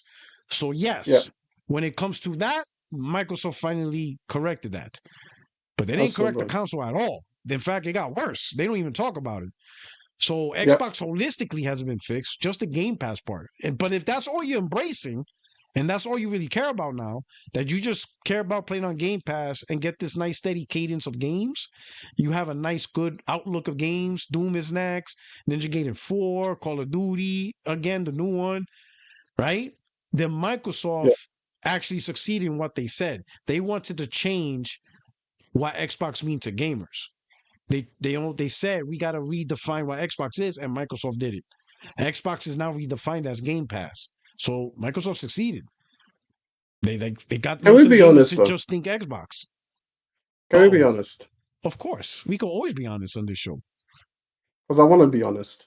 Be honest. Claire Obscure Expedition just don't 33. Involve children. Just don't involve children. It's one of the best games. Don't worry, I'm still tossing players. Okay. Claire Obscure Expedition 33 is one of the best games ever created. I used to say, and by the way, I will say this: it is the best turn-by-turn game ever created. Mm-hmm. Better than XCOM, really, way better than Persona 5. Oh my god, that dog shit metaphor. Oh my god, that game. I saw quote tweet be like, "Hey, Claire 33, like Expedition 33 is the game everyone pretended Metaphor Fantasy was." I'm telling you, and now the same cowards. The same cowards that were telling me, oh, graphics don't matter. Why are you such a child? Now they're like, oh my god, look how beautiful this game is.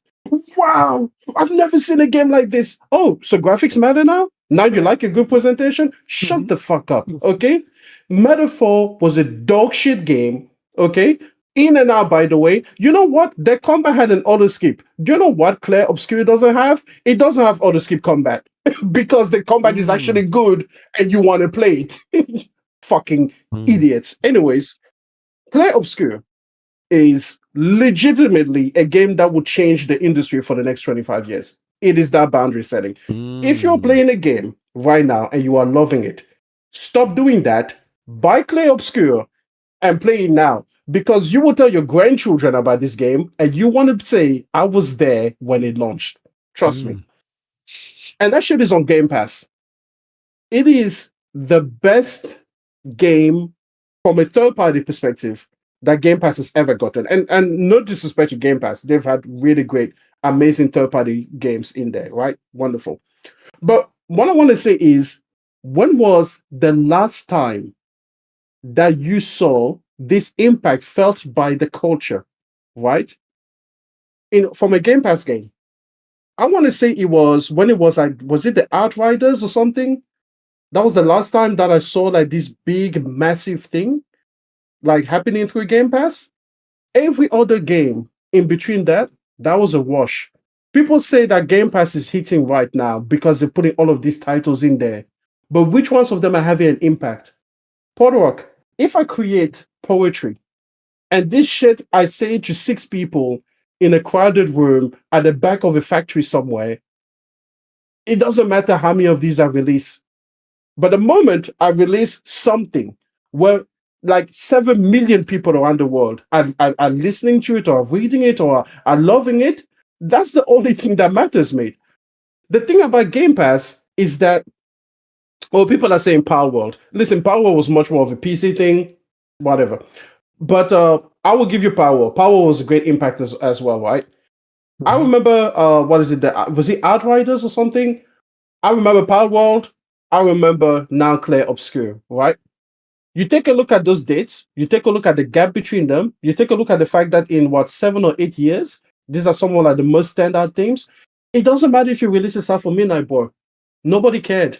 It doesn't matter if you released a fucking Redfall or a Disavowed or any of these other games in between. Indiana Jones came out on Game Pass and it did nothing. It had no impact. Like, again, people are giving Microsoft all of this praise because they're releasing titles at a fast cadence. Hi-Fi Rush didn't count, by the way. Hi-Fi Rush was a niche little thing. They shut down the studio. You think if it mattered that they would have... No, it doesn't count. Okay? My point is this. Xbox is releasing games at a faster cadence. But unless those things are super high quality, even the games going into Game Pass, and I'm including third-party games because we're talking about Game Pass specifically, unless those things are super high quality, it doesn't matter to the casual person. Okay? Listen, the casual person should hear about Clear Obscure being a part of Game Pass. If you are a little short on cash, or if you just don't want to take my word 100%, you're like, Emmanuel, you can be extreme with your views. I don't know if I could trust you. Please get on PC Game Pass or Xbox Game Pass. Please play a Clear Obscure for yourself and then go and buy it on PlayStation, because you will, because it is that good. It is a game that is worth buying on the better platform. Okay? But again, when was the last time that games released by Microsoft had this much of an impact? Now, you could say that the future is looking better, right? Doom the Dark Ages should have a huge impact, right? I agree with you. Perfect Dark should have a huge impact. I agree with you. Fable should have a huge impact. I agree with you. But we also have to be accurate about the lack of impact that has been a lot of those titles so far. And people are saying Call of Duty. Listen, Call of Duty didn't make an impact to Game Pass. Call of Duty made an impact to itself, right? But it didn't change Game Pass at all. I think that Clear Obscure is going to have a bigger impact on Game Pass than Call of Duty ever will, because the word of mouth on Clear Obscure is so strong. Call of Duty is obviously such a massive franchise, but it has its dedicated fans. Most of them are on PlayStation anyway, but also most of them are used to buying games. So they're just going to buy Call of Duty. It's going to be huge for Call of Duty itself, but it's not going to be a huge contributor to Game Pass, which is kind of a weird scenario. It's like a weird situation with Call of Duty because, I think Black Ops 6 was the last one, and people loved it at the beginning. So it definitely should have done more for Game Pass than it ended up doing, but it's just kind of like the nuance of the subject. Oblivion Remake. Oblivion Remake is... I don't know, actually. I don't know if Oblivion Remake is going to have a massive impact on Game Pass. I think it will definitely have a massive impact on PC. I don't think it's going to have a massive impact on Game Pass. Wasn't Oblivion Remake already come out? Because the shadow dropped it, yeah? Yeah, no one's talking about it on Game Pass. Everybody's talking about it on Steam because that's why that's where it's going to get most of its fans. So, nah. Because that's the thing. A game can be great. It really can. and it can be in Game Pass.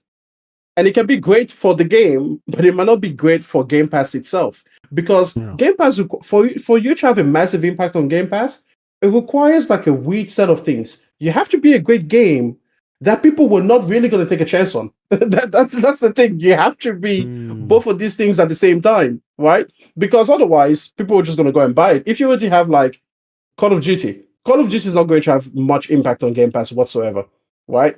You've got to have that thing. You've got to have that thing where most people wouldn't take a chance on. I would say something like Diablo 4 will have a bigger impact on Game Pass because most people do not play that type of game, right? That kind of like real-time strategy kind of thing, at least not on console, right? They don't really play that type of game. So now it's in Game Pass. People hear great things about it. They're like, fine, I'll give it a shot. But if you put what is it?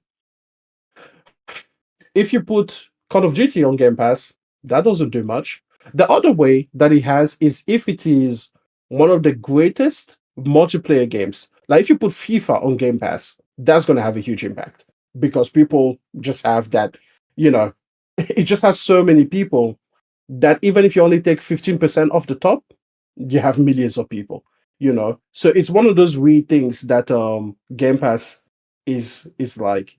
But the point is this.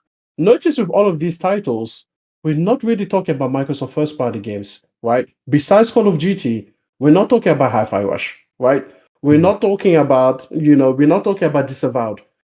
South of Midnight came and went. Does anybody even care? Like, that went by pretty fast. I felt no impact from Disavowed. Like, Avowed came out, and then it's like everybody was like, yeah, it's a middling game. It's a Game Pass title. That went by fast. Like, yeah. Lightning quick. Yeah. That blink it and you missed it. Yeah, I even forgot that the game came out. That went by really quick, I will say this also. One of the formulas to grow a subservice, right? And I'm saying a subscription service. So this applies to anything, is drumroll please, exclusives. Netflix grew because of exclusives, Disney because of exclusives. Like, so it wasn't just, hey, with Netflix, we got, Stranger Things, but you don't need to subscribe to Netflix for Stranger Things. We're also selling it as a box set. Right? So now you give the option to subscribe to Netflix, or you could just buy it on your own. Some people would have just been like, well, I'll just, it's a little bit of both. But because it was exclusive to Netflix and there's no other way to get it, that made people be like, okay, either I subscribe to Netflix and try it, or I just don't watch this at all. So some people subscribe to Netflix, and once they're in, they're like, all right, since I'm already subscribed, is there anything else? And now they're dipping their toes into other stuff, and then they just stay there. And now they just subscribe to Netflix. But right? notice that the thing with Stranger Things is that exclusives impact almost any product, no matter how you want to. Absolutely. Yeah. From restaurants to subscription services to cars, exclusives really hook people in because it's the fundamental idea that is, I got this thing. There's this thing that's there, but there's no other place to get this thing. So is this thing really worth it to me get or not? If a person says, yeah, you know what, it's worth it, I'm gonna go after it. That's how you draw. Now, some people say, oh, that's anti-consumer, right? And one whatever, right? I don't see it as anti-consumer because what I think is when a company provides exclusives, they also bear the responsibility for the quality of that exclusives. You can't blame anything else. You can't blame anything else. If you want to make this exclusive, then you're holding responsibility of maintaining that quality here and now. So that means I get to demand the highest quality because I can't get it anywhere else. So that means you bear the brunt of that responsibility to maintain that quality if this is the path that you choose. That's why I don't mind exclusive. I also anti-consumer because what that tells me is the company's going to try attempt to add a level of quality, which is why they're trying to draw me in with this one product. Okay, fine. If that's the gamble you want, I'm cool with it. Versus a person be like, hey, we got this, but you could do this anywhere. To me, that just spells generic. You're just being generic with what you're doing, and it's available everywhere, which means what level of quality are you doing? That's just how I perceive things. And I think a lot of consumers perceive that. Consumers, when they hear something exclusive, they expect that you're going to be holding to a certain level of quality that can't be done anywhere else. So it's more than just it's only available here, you're gonna try to have the highest standards because you're the only one doing it, and this is the only way to do it. That's like a chain of restaurants versus one restaurant that only exists in one location in the whole entire world, and that's it. There's one spot. Okay, if I have to travel the world for this one spot, you better be fucking good. No, the thing, first of all, the thing about the whole world works this way, right? The whole world, companies keep things exclusive to themselves, right? You go to like freaking Goodyear, they have rubber compounds, they have formulas for those rubber compounds that they put on your tires, and you may buy a Goodyear tire because you've heard that this is the best tire for what you're trying to do. They're not gonna go and share that formula with Michelin. Like this. Yeah, to get a Everybody's check, a yeah, subsidy check from Michelin. Yeah, exactly. They're not going to go share that tire compound with like everybody else that manufactures tires, like Toyo tires or whatever.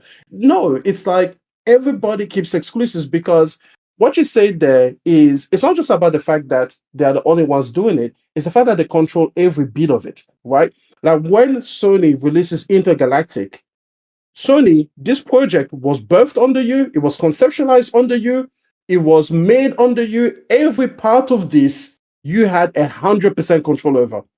If you didn't want to feature in the game, you could have taken it out. If you wanted to add something, you could have worked on that. If you wanted it to release on the PlayStation 7 instead of PlayStation 5, because you thought, wow, this game is so advanced, we can't run it on modern hardware, you could have held on to that. The point is you had 100% ownership and control over this particular product. And that's what exclusives do. They are a standard bearer of what the quality is from a certain company. Halo Infinite, Microsoft had 100% control of that project. They didn't have to like license it out. They weren't talking with like Marvel. They were not partnering with any outside entity that was going to force their hand. So when the players receive it, when gamers receive Halo Infinite, and they're like, wow, this is a little bit good. It's a little bit nostalgic, but it's also a lot of shite. That is your brand image. Like, that is why it's so damaging to the brand. Because this exclusive is something that you had 100% control over. This is why some people don't want to give Microsoft credit for something like Doom the Dark Ages. They don't want to give Microsoft credit for something like Call of Duty. They don't want to give Microsoft credit for so many of the other even like Starfield, because at the end of the day, even though you put some money into this, this was not 100% yours. This does not speak 100% to the quality that you bring forward to the table. We have to wait for the next thing that was birthed, so that was conceptualized, birthed, and made under your ownership and under your leadership 100% of the way through before we can say, okay, that there marks the standard for what Microsoft can put out. And I'm sorry, but so far, that standard hasn't really elevated. It has come out on the different guises. That's true. They have put out average game and slightly below average games in many different formats, but it still has that Xbox stench, as Persona would put it. It still doesn't have that PlayStation fragrance. It still hasn't elevated beyond where it was. And then they get lucky sometimes because they will get something like a Call of Duty, which they only had a slight amount of input into, and that shit happens to be fantastic. And some people confuse that with their own shit. And I'm like, no, you have another 10 years to wait until everything under Microsoft is 100% owned and created under them. And then you'll be able to say, this game is amazing. Xbox has raised the bar. All right. Okay. So breaking news. Lost Solar Side is delayed until August 29th. It's okay. I'm glad you knew about it.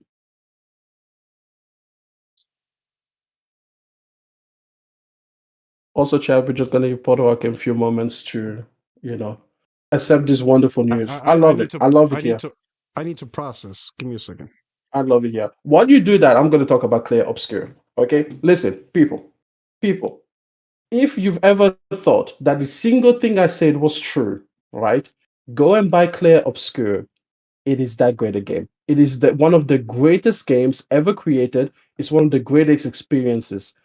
The story is phenomenal. The gameplay is phenomenal. It is so much better than what you think. Matter of fact, listen, if you don't play turn-based games, this is the game to do it. And when you play this game, don't play any other turn-based game because none of them are as good as this game. Not a single one. Okay? Just play Clair Obscur Expedition 33, and then you can be done with your turn-based career. Okay? It can be like a wonderful holiday to Madrid or something. You're only ever going to do it once in your life, even though you wish that you will come back more often. But you're only going to do it that one time. But that one time is going to be phenomenal. And you're going to tell your children about it. Okay? Listen, Clair Obscur can be that thing for you. If you already love turn-based games, listen, this is going to be familiar grounds, except better. Okay? It's just better. It's better than pretty much any turn-based games you've ever played before. Go ahead and play this game, okay? Don't be like Portorock. Don't be sad that the game isn't releasing, that it's been delayed over and over and over. Clair Obscur is available right now for you to play. It's on Game Pass. It's on PlayStation. It's on PC. In a few months, it'll be on the Nintendo Switch too. So Nintendo will actually have a game that's worth $80. Except they're not even going to charge you $80 for it. Isn't that kind of them? Point is, play the game. Listen, I've been playing the game nonstop, and it has just been 43 hours of some of the best gaming experiences in my life. Okay? Listen, this shit rivals God of War Ragnarok in terms of how much I love it. It even rivals Horizon Forbidden West. And you guys know that Aloy is the best. Okay? Listen. Go and play Clair Obscur. And if you're like Emmanuel, I don't trust anything that you said because you've never told the truth and I hate every single one of your opinions. Okay, this is the one time I'm telling you the truth. Play Clair Obscur. It's so amazing. It is so amazing. It's a game you deserve to play. Okay? You deserve it. You owe it to yourself. Play that game. Don't you like yourself? If you like yourself, play Obscur. If you don't like yourself, play Clair Obscur because it's going to make you like yourself a little bit more. It's not going to fix everything, but it's going to be a little bit more. Okay? So listen, don't play games that are not released. Don't play games that were announced You can't because 8 years ago and are still delayed. Don't play those games. Play the games released now, especially when that game is Clair Obscur Expedition 33. If I was rich, if I was Ghost in the Garage Gaming rich, right? I will buy Clair Obscur for 1,001 of y'all. Shout out to Ghost. Oh. Hey, John Baptiste. salute, okay? John Baptiste with the super chat. He says, shout out to John Baptiste, $20 super chat. Thank you so much, my brother. I really appreciate it. He says, Xbox has been very sneaky. Doom is charging $100 just to play it early and is still missing the campaign DLC. That's like ordering food from a restaurant and they tell you that you'll get the rest of the food next week. John, oh shit. Shout out to John Baptiste. And then Caleb Kaiser with the $5 super chat. Just announced now, Lost Soul Aside delayed to August. So, looking at PlayStation 2025, their first new game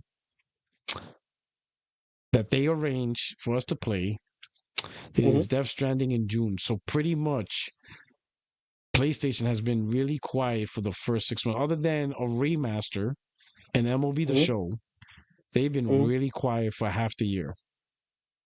I don't give a fuck. Clair Obscur is out. Listen, it's going to cure all of your ills. You see that empty feeling, Porto, you feel inside right now? Go and fill it up with Clair Obscur. Matter of fact, listen, Lost Soul Aside, when was it coming out? May. Which day specifically? 30th.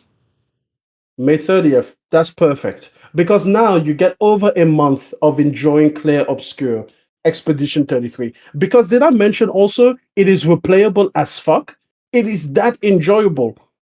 It is one of the best pieces of media, best games ever created. I'm not just doing this because I just want to put on the show. I'm telling you, it's that good. It is, you can't miss it good.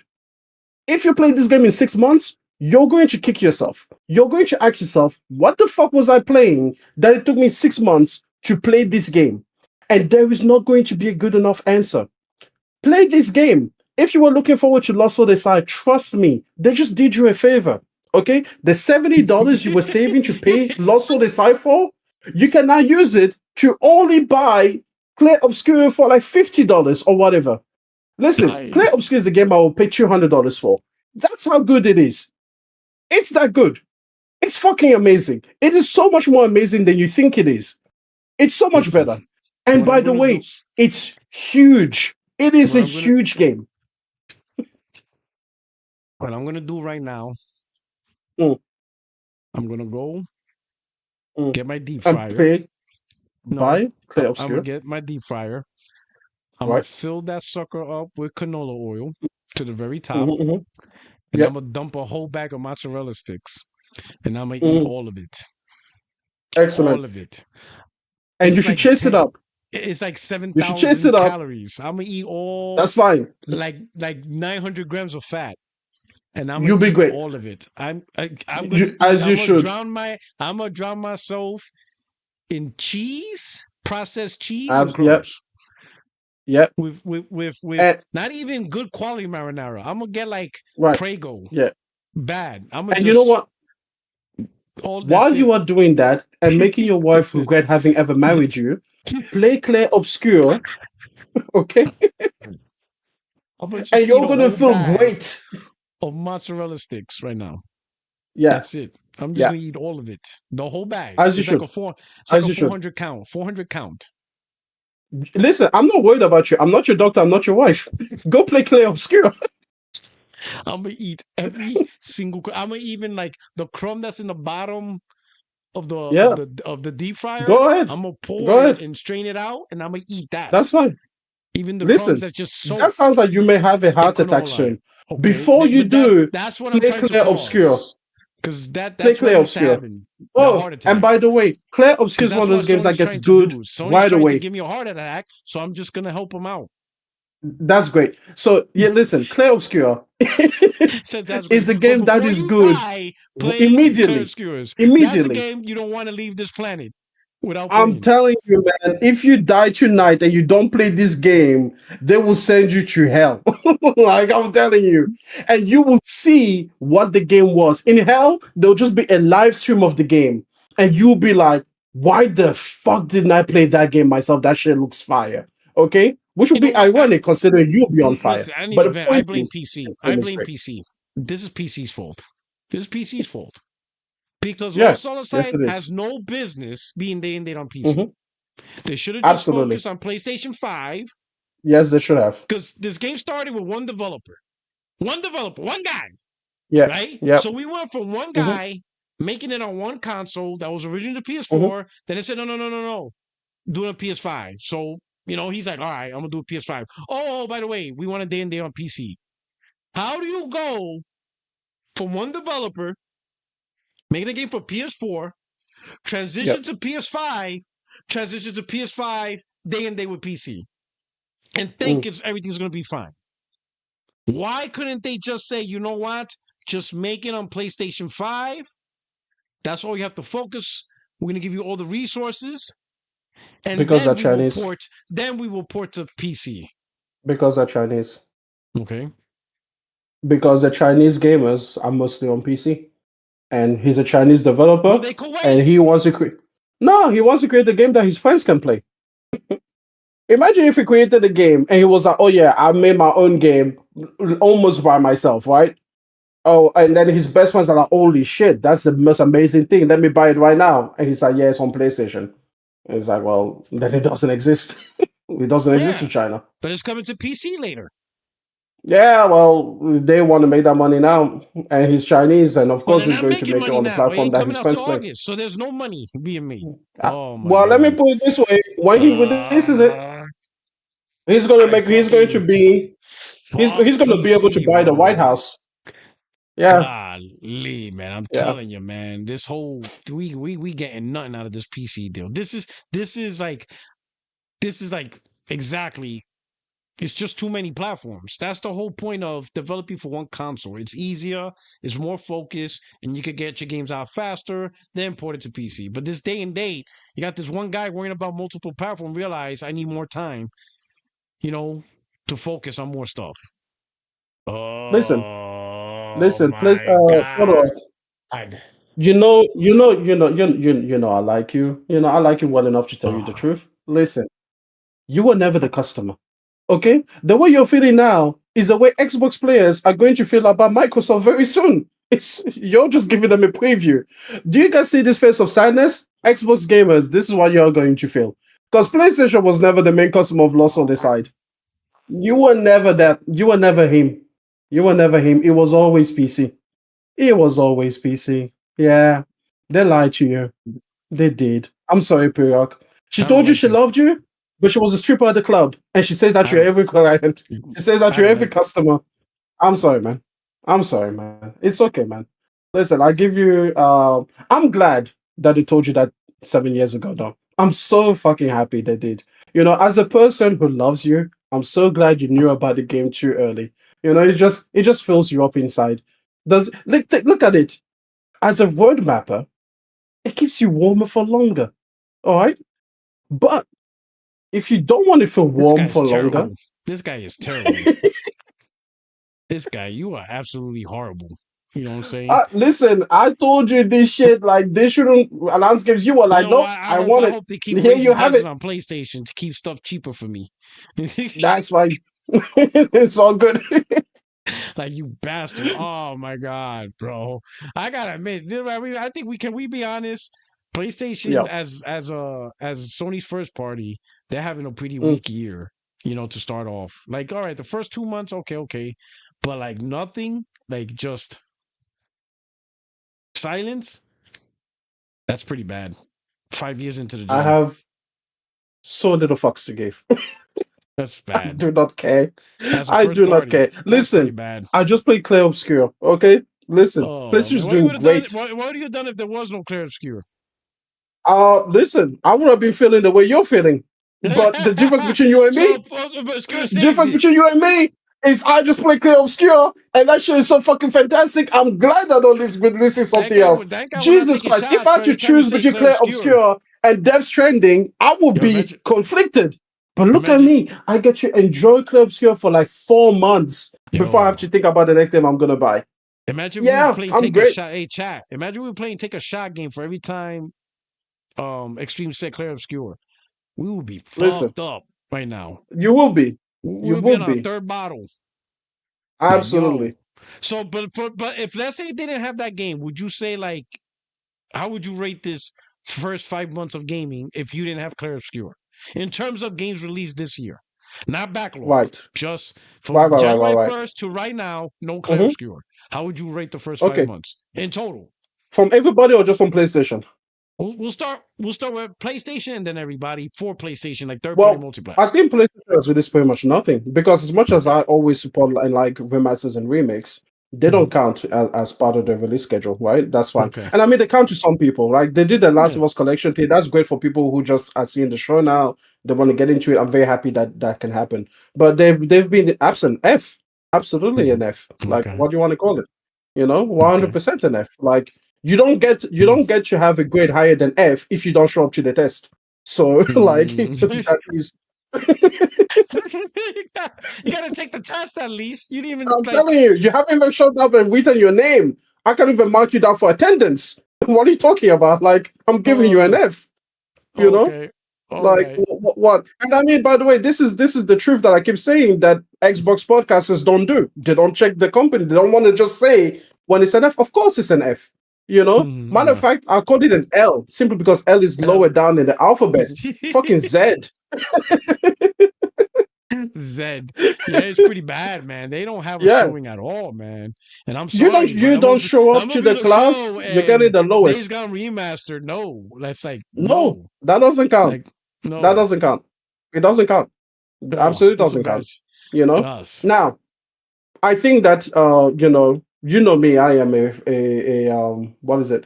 A Death Stranding simp. So as soon as that shit comes out, that shit's gonna be an A+. I don't give a fuck. But you gotta wait till June. to say Do you remember? You remember when Forza Horizon 5 came out, and then Halo Infinite soon after, and then Xbox people were like, the first 10 months of the year don't count. That's gonna be me. Yeah. Pretty much. Yeah. The first that's gonna be 6 me. months don't count. Don't count. Like with Lost on the Side, I'm like, man, they really pushed the schedule, but at least Lost on the Side's made. But I'm like, man, they really stretched it. Now that it's canceled, I'm like, oh my gosh, so you're telling me Death Stranding, like almost half the year, we're finally getting something 5 years into the day. I'm like, well, yeah, it's a really bad showing for PlayStation. PlayStation first party, really it's a no show. It's not even a bad show. It's a no show. We're gonna call it what it is. Absolute Z grade. Like, absolute they can't do that. bottom of the barrel. Fucking Omega. I'll go to a different alphabet. You zero, zilch. Great. Now, in terms of what everybody else has been putting out, third party, everything. I think Microsoft is like a C. Microsoft's like a C. You know, they've got South of Midnight out. They got Disavowed out. You know, they got, what is it?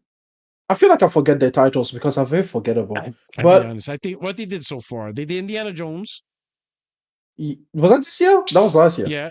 No, last year for Xbox. Yeah, Xbox. Yeah. For Xbox itself, it was December. So yeah, but this year, okay, from the first party output is South of Midnight. Yeah. Disavowed. Yeah. Yeah. That's it. No, Ninja Gaiden 2 remaster. Yeah. Okay. That was Shadow dropped. What else? Did they just drop Oblivion? Yeah, Oblivion remaster. Shadow Dust. So that was them. Yeah, that's actually not bad. You know what? Give them a B. Avowed, remaster of Oblivion and Ninja Gaiden 2 remaster. Yeah. What else? Give them a B. The Outer Worlds 2 come out? No, I don't think so. I would have paid attention to that one. No, not Outer Worlds. I would have paid attention to that.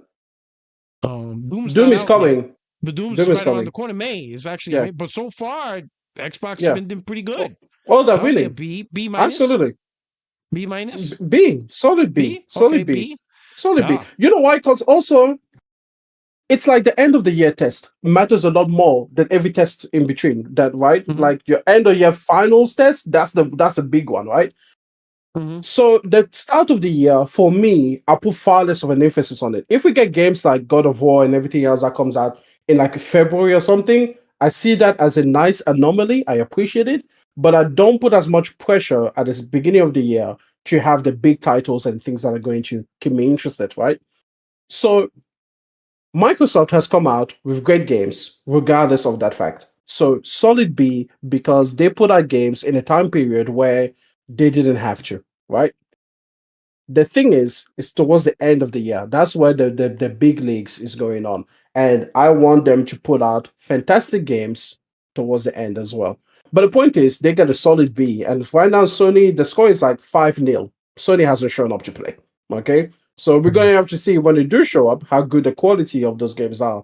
Because one of the things that we know is that a quality game can outshine a lot of mediocre games. You know, quality over quantity is a real thing.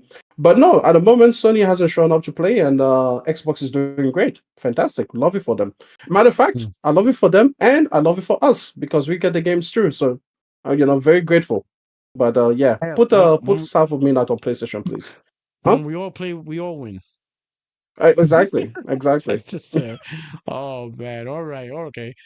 That's it. That's pretty much the main covers. I mean, there's other topics that I'll be honest, I don't have the energy to talk about this whole cannibalization Game Pass shit. Like, why? Oh, the stupid debate again. Are we still talking about that? Like, in fact, I'll talk about why we're still talking about that. Like, we've been discussed cannibalization when the service was first introduced.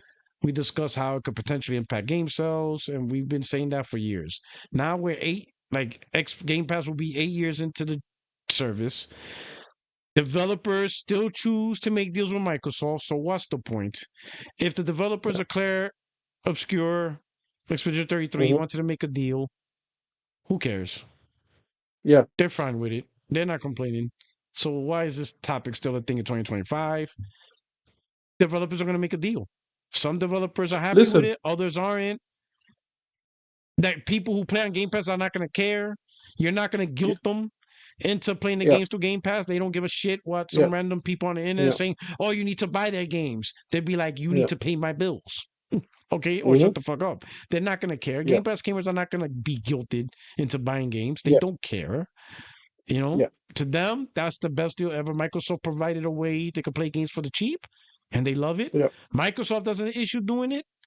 The developers don't have an issue making deals with Microsoft, so who cares? Like, it's a moot point. If you want to buy your games, buy it. If you don't want to buy your games and you want to use Game Pass, all right, whatever. Microsoft clearly doesn't have an issue with it, so why should any of us do? I think at this point. I mean, there was a time this conversation was relevant because we weren't sure how long Microsoft would keep this up. Like, is this something Microsoft will keep up? But clearly they are, especially now that they expanded their platforms to sell games to with PlayStation, right? And soon Nintendo. Game Pass is sticking around for a while. Until Microsoft makes a major shift in their Game Pass strategy, it ain't worth the energy to talk about it. They're going to put their games day one. They're going to still try to make deals with whatever developer is willing to put their games on Game Pass. If the developer puts their game they want on Game Pass, clearly they're not worried about cannibalization, so why should any of us at this point? So when I saw that combo, I'm like, oh my God. Like, really, let's just move on. It's not good combo. We had this already. Nothing's going to change. You're not going to convince developers not to do it. They already know. It's 8 years of service. So they know, if they put the game on Game Pass, some of their sales might get cannibalized. That's on them. It's a risk. No different than a third-party developer making an exclusive for PlayStation. That's a risk where they limit their sales to only one platform instead of being multiplayer everywhere. That's also a risk. When you make a risk to make a game on PlayStation only, you are risking getting less sales overall from other platforms. That's also a risk. It's a developer risk, publisher risk. So it is what it is. When I saw that post or the conversation community, I'm like, oh, here we go. Like, really? And then half the people don't even know what cannibalization really means, so that makes it even worse. So you're talking to a group of people that they don't fundamentally understand what you mean when you say cannibalize sales. So that right there, I'm 90% like, do I not don't have the understand the energy term. You know what? I'm going to use that. Cannibalization is a big word. A third is a small word. Three They couldn't quarters understand don't that. know what 3/4 don't know that 1/3 is bigger than one quarter. That's gonna be like a riddle. Three quarters don't know that 1/3 is bigger than 1/4. That's gonna fuck I'm up telling everybody. you. They're like, I'm is telling you. 3/4 bigger than a third? Or is it like, what do those numbers mean? You're throwing so many fractions at me. Okay, don't. Like that meme and all the formulas around. Yeah, not exactly. sure. They're like, I don't know what any of those numbers mean. All right, man. We're gonna listen. No, I'm going to say this about Game Pass. I love it. I love that Clear Obscure is on it. Listen, the developers, obviously, if they had known that what they had on them was solid gold, perhaps they would have stretched to release it everything themselves, right? To release it at least a la carte everywhere, right? But we don't know where that money went. That money must have gone into the game to make it this product that I keep raving about. Maybe without Microsoft's product, without Microsoft's deal and money, they would not have been able to deliver such a high quality experience or to finish on the dream. So the fact that this game has come out could be in large part thanks to the monetary aid from from Microsoft. So I'm very happy that it's there. I'm very happy that people can get a taste of it. Like, honestly, this game is so brilliant. If you want to use it on Game Pass, go and play it on Game Pass. Like, honestly, it's that good. Just play it. He's like, just play it. You have no excuse. It's literally, and then the other side of this is that, I'm sorry, but PlayStation Plus does this as well. PlayStation Plus just released day and date. What is it? The Blueprints day and date came out on PlayStation Plus. That happened, I think, earlier this month. I think it was in April. It released that, and so the Blueprints developers made the same deal with PlayStation, and they received money for it. Okay, now they didn't come out and have an impact like Clay Obscura did, of course. But the point is that every developer can use this as another avenue to raise funds and then to bring us games. We should champion these things when they happen, because that can be the difference between you getting a game or never seeing the game, or that game never seeing the light of day. Okay, because at the end of the day, if people have to choose between remortgaging their house, in order to release you a game, That's a hard thing to ask, man. They are not guaranteed sales. Yeah, that's true. I will say this, right? Just to add on conversation, right? The whole cannibalize, everybody's arguing this. The reality is it's really only one platform that Yeah. has to worry about cannibalizing sales, and that's the Xbox Yeah. console. PC, Yeah. minimal impact because most PC gamers want to buy their games on Steam. PlayStation, 100%. zero impact because Game Pass not even Yeah. there. So when you're talking about cannibalizing sales, you're talking about Xbox Series console. But here's the thing. Most Xbox gamers on Xbox Series consoles are primarily enjoying Game Pass. That's what it is. So like a game like Expedition 33, if it wasn't on Game Pass, I don't see it selling that much better anyway because it's not a big household name like Grand Theft Auto or Assassin's Creed. That's number one. Two is turn-based. So most don't care about turn-based games on Xbox anyway. So the sales probably would have been minimal anyway. It's probably not a game that an Xbox gamer who plays primarily on Xbox is not a big title, and you tell them it's turn-based. There's so many things that will just not attract an Xbox gamer. So probably the Xbox gamers who are playing this, they're probably only playing this because of Game Pass. And if it wasn't for Game 100%. Pass, they wouldn't be playing it. It's not their type of game. Turn-based, they don't really know what it is. It's not a big AAA game that they are familiar with, which they're willing to risk paying money, right? Because most of their games are consuming through Game Pass. So you got to be a Grand Theft Auto. You got to be an Assassin's Creed. You got to be a Borderlands. You got to be one of those titles if you want an Xbox console gamer to buy a game. If you're a game like Clair Obscur, it's too obscure. Like that, right? Nice. All right. Nice. So I don't see it. I get the cannibalization, but you're really only talking about one platform to which everybody says most people don't buy games on that platform anyway. So so who cares? What's the point of the combo? It's not really impacting PC because PC gamers love buying their games on Steam. They already shown that, right? PlayStation is not even an option to play on a streaming service. You have to buy it. So it's whatever. And with that, we'll do our outros. Yep. Listen, guys, I'm going to make a video on Clair Obscur. You guys need to know how good this game is. You guys need to know. You don't know. You just need to listen. Just clip this last half and put it on your channel. Nah, Podork, you don't know, man. You did it. It's Podork, easy. Let's do it this way. I give you permission. I'm not going to flag you. Yeah, Podork, put it this way.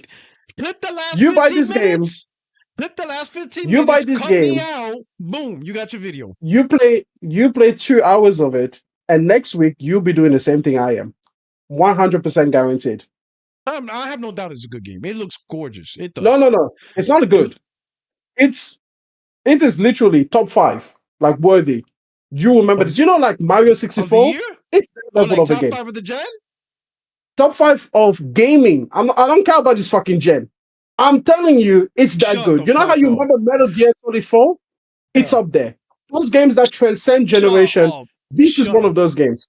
I'm telling you, it's happening right now. Listen, here's the thing that I will say. People have been saying this gen. Top 5 of all time. Of all time. In fact, it is the number 1 turn-based game. If you've ever played a turn-based game and you loved it, this is better than that. I don't even care what it is. It's better. I've loved turn-based games. I've played a lot of turn-based games because we always like, oh, you don't play those. No, I played XCOM, I played Persona 5, I played Sea of Stars, which was a really amazing game that came out, just recently. The point is, this is the game to rekindle your love for gaming. If you have been out of, you're like, man, this gen has really been disappointing. It really hasn't brought anything new forward. It really hasn't given me the experiences that would justify me paying for a brand new console. Play this game and it will alleviate all of that. It is one of your top. You will tell your grandchildren about this fucking game. Play this fucking game, bro. Like, there. I'm gonna make a video about that. All right. Now you got me. Now you really got me interesting. Like top 5 of all time. I'm telling you. I think I like this game better than Horizon Forbidden West. I'm telling you. Shadow Gamer in the chat. I don't know why he just said this comment and it just had me laughing. He said, "I hate you bots with all my heart." I don't know if I find that funny, but he really hates Xbox Oh, fanboys, and I just found that shit funny. He said, "I hate you bots with all my heart." I don't know listen, what Aaron is doing in the chat, but fucking Shadow Gamer cannot stand. You know? hey man, listen.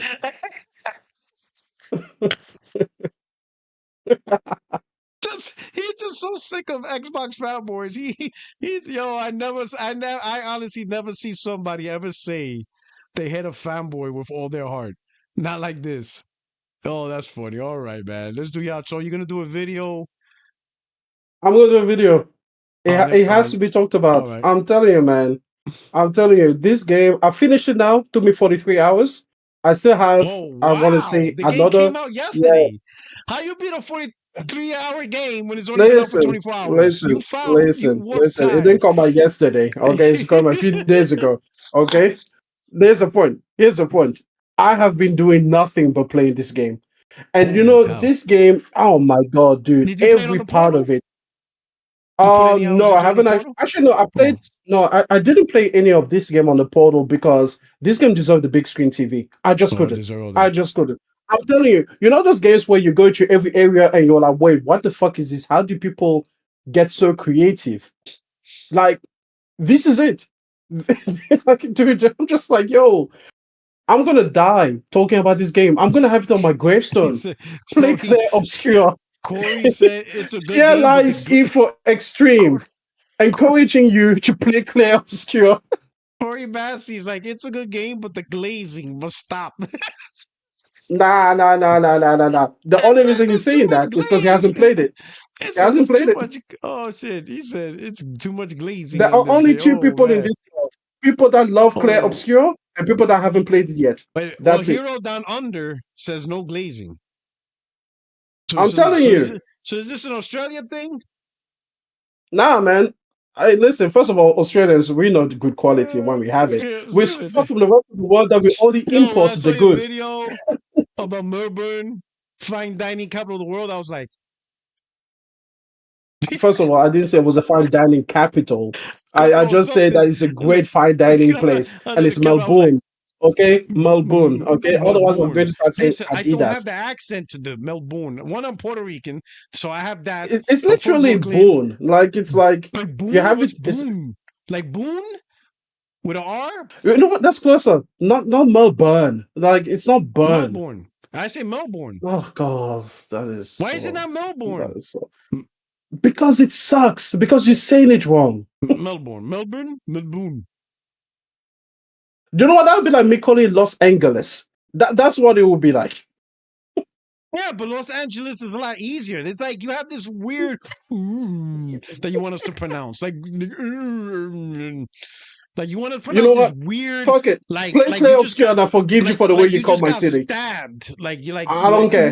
I don't care. Melbourne. It's not Matter of Melbourne or fact, that was Melbourne. better It's than what you just said. Melbourne. Like what the It fuck? literally hurts. It hurts the nuance in my brain when you said Like Melbourne. Melbourne. How about Melbourne? Yeah, good, great. Keep that forever. Lock it Melbourne. in. Don't But change that's it. what we Don't say it said. But you're again. like, no, it's No, Melbourne. Just say it. Just say it the way you Melbourne. just said. I've been said Melbourne. I never used to say Melbourne. I used to say Oh, now you're Melbourne. changing it again. Now you're changing it again. You just changed it. You just changed it again. Melbourne. Keep that. Lock it in forever. Never say it differently. I never said it but differently. you're drifting. You're drifting back to your American ways. Melbourne. Damn. Melbourne. No, see, you fucked it.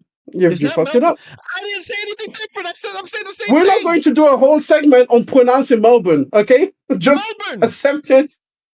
Okay, you know what? I'll even take the lesson. I'll take this version of it, okay? Because it's better than what you said. No, you've not been saying it the same way. You haven't. Listen, I don't have the Queen's English accent. That's the only difference. You don't need the Queen's English. You just need to get away from your American ways. Say it as a Puerto Rican. You say it right. I say carajo. There you go. Well, that's good enough. That's still better than what you said before. all the Puerto Ricans will start, all the Latinos will start laughing. That's why I just call it carajo. Fuck it. Anyway. Listen, that sounds better than whatever the fuck you said in your American accent before. I'll take it. I don't even need to know what it means. Oh man. Anyway, man, for everybody else, thank you so much for rocking with us, man. I hope you enjoyed the show. This is your only friend, is YouTube Street Border Rock 77. If you're new to the channel, this is your first time. Don't forget to hit the like button, subscribe, stick around for more. Tune in this Friday, 8:30 p.m. Friday Night Live. I'm trying to get D-Batch onto the show as a guest, so we you're gonna trust him. Or you trust your lying eyes, So hopefully D-Batch could come through. So that's going to be the next guest for Friday, 8:30 p.m. Eastern Time, right? 5:30 p.m. Pacific, all right? But anyway, thank you so much. Hit the like button, share this out, Twitter, all that good stuff. And if you're interested in being a member to support the channel, that would truly be appreciated. But most of all, enjoying the content. Check out everything that I do here. You guys take care. Have a good night. And I'm just going to eat my 400 mozzarella sticks right now. You guys take care. Peace. I play Cloud Scale.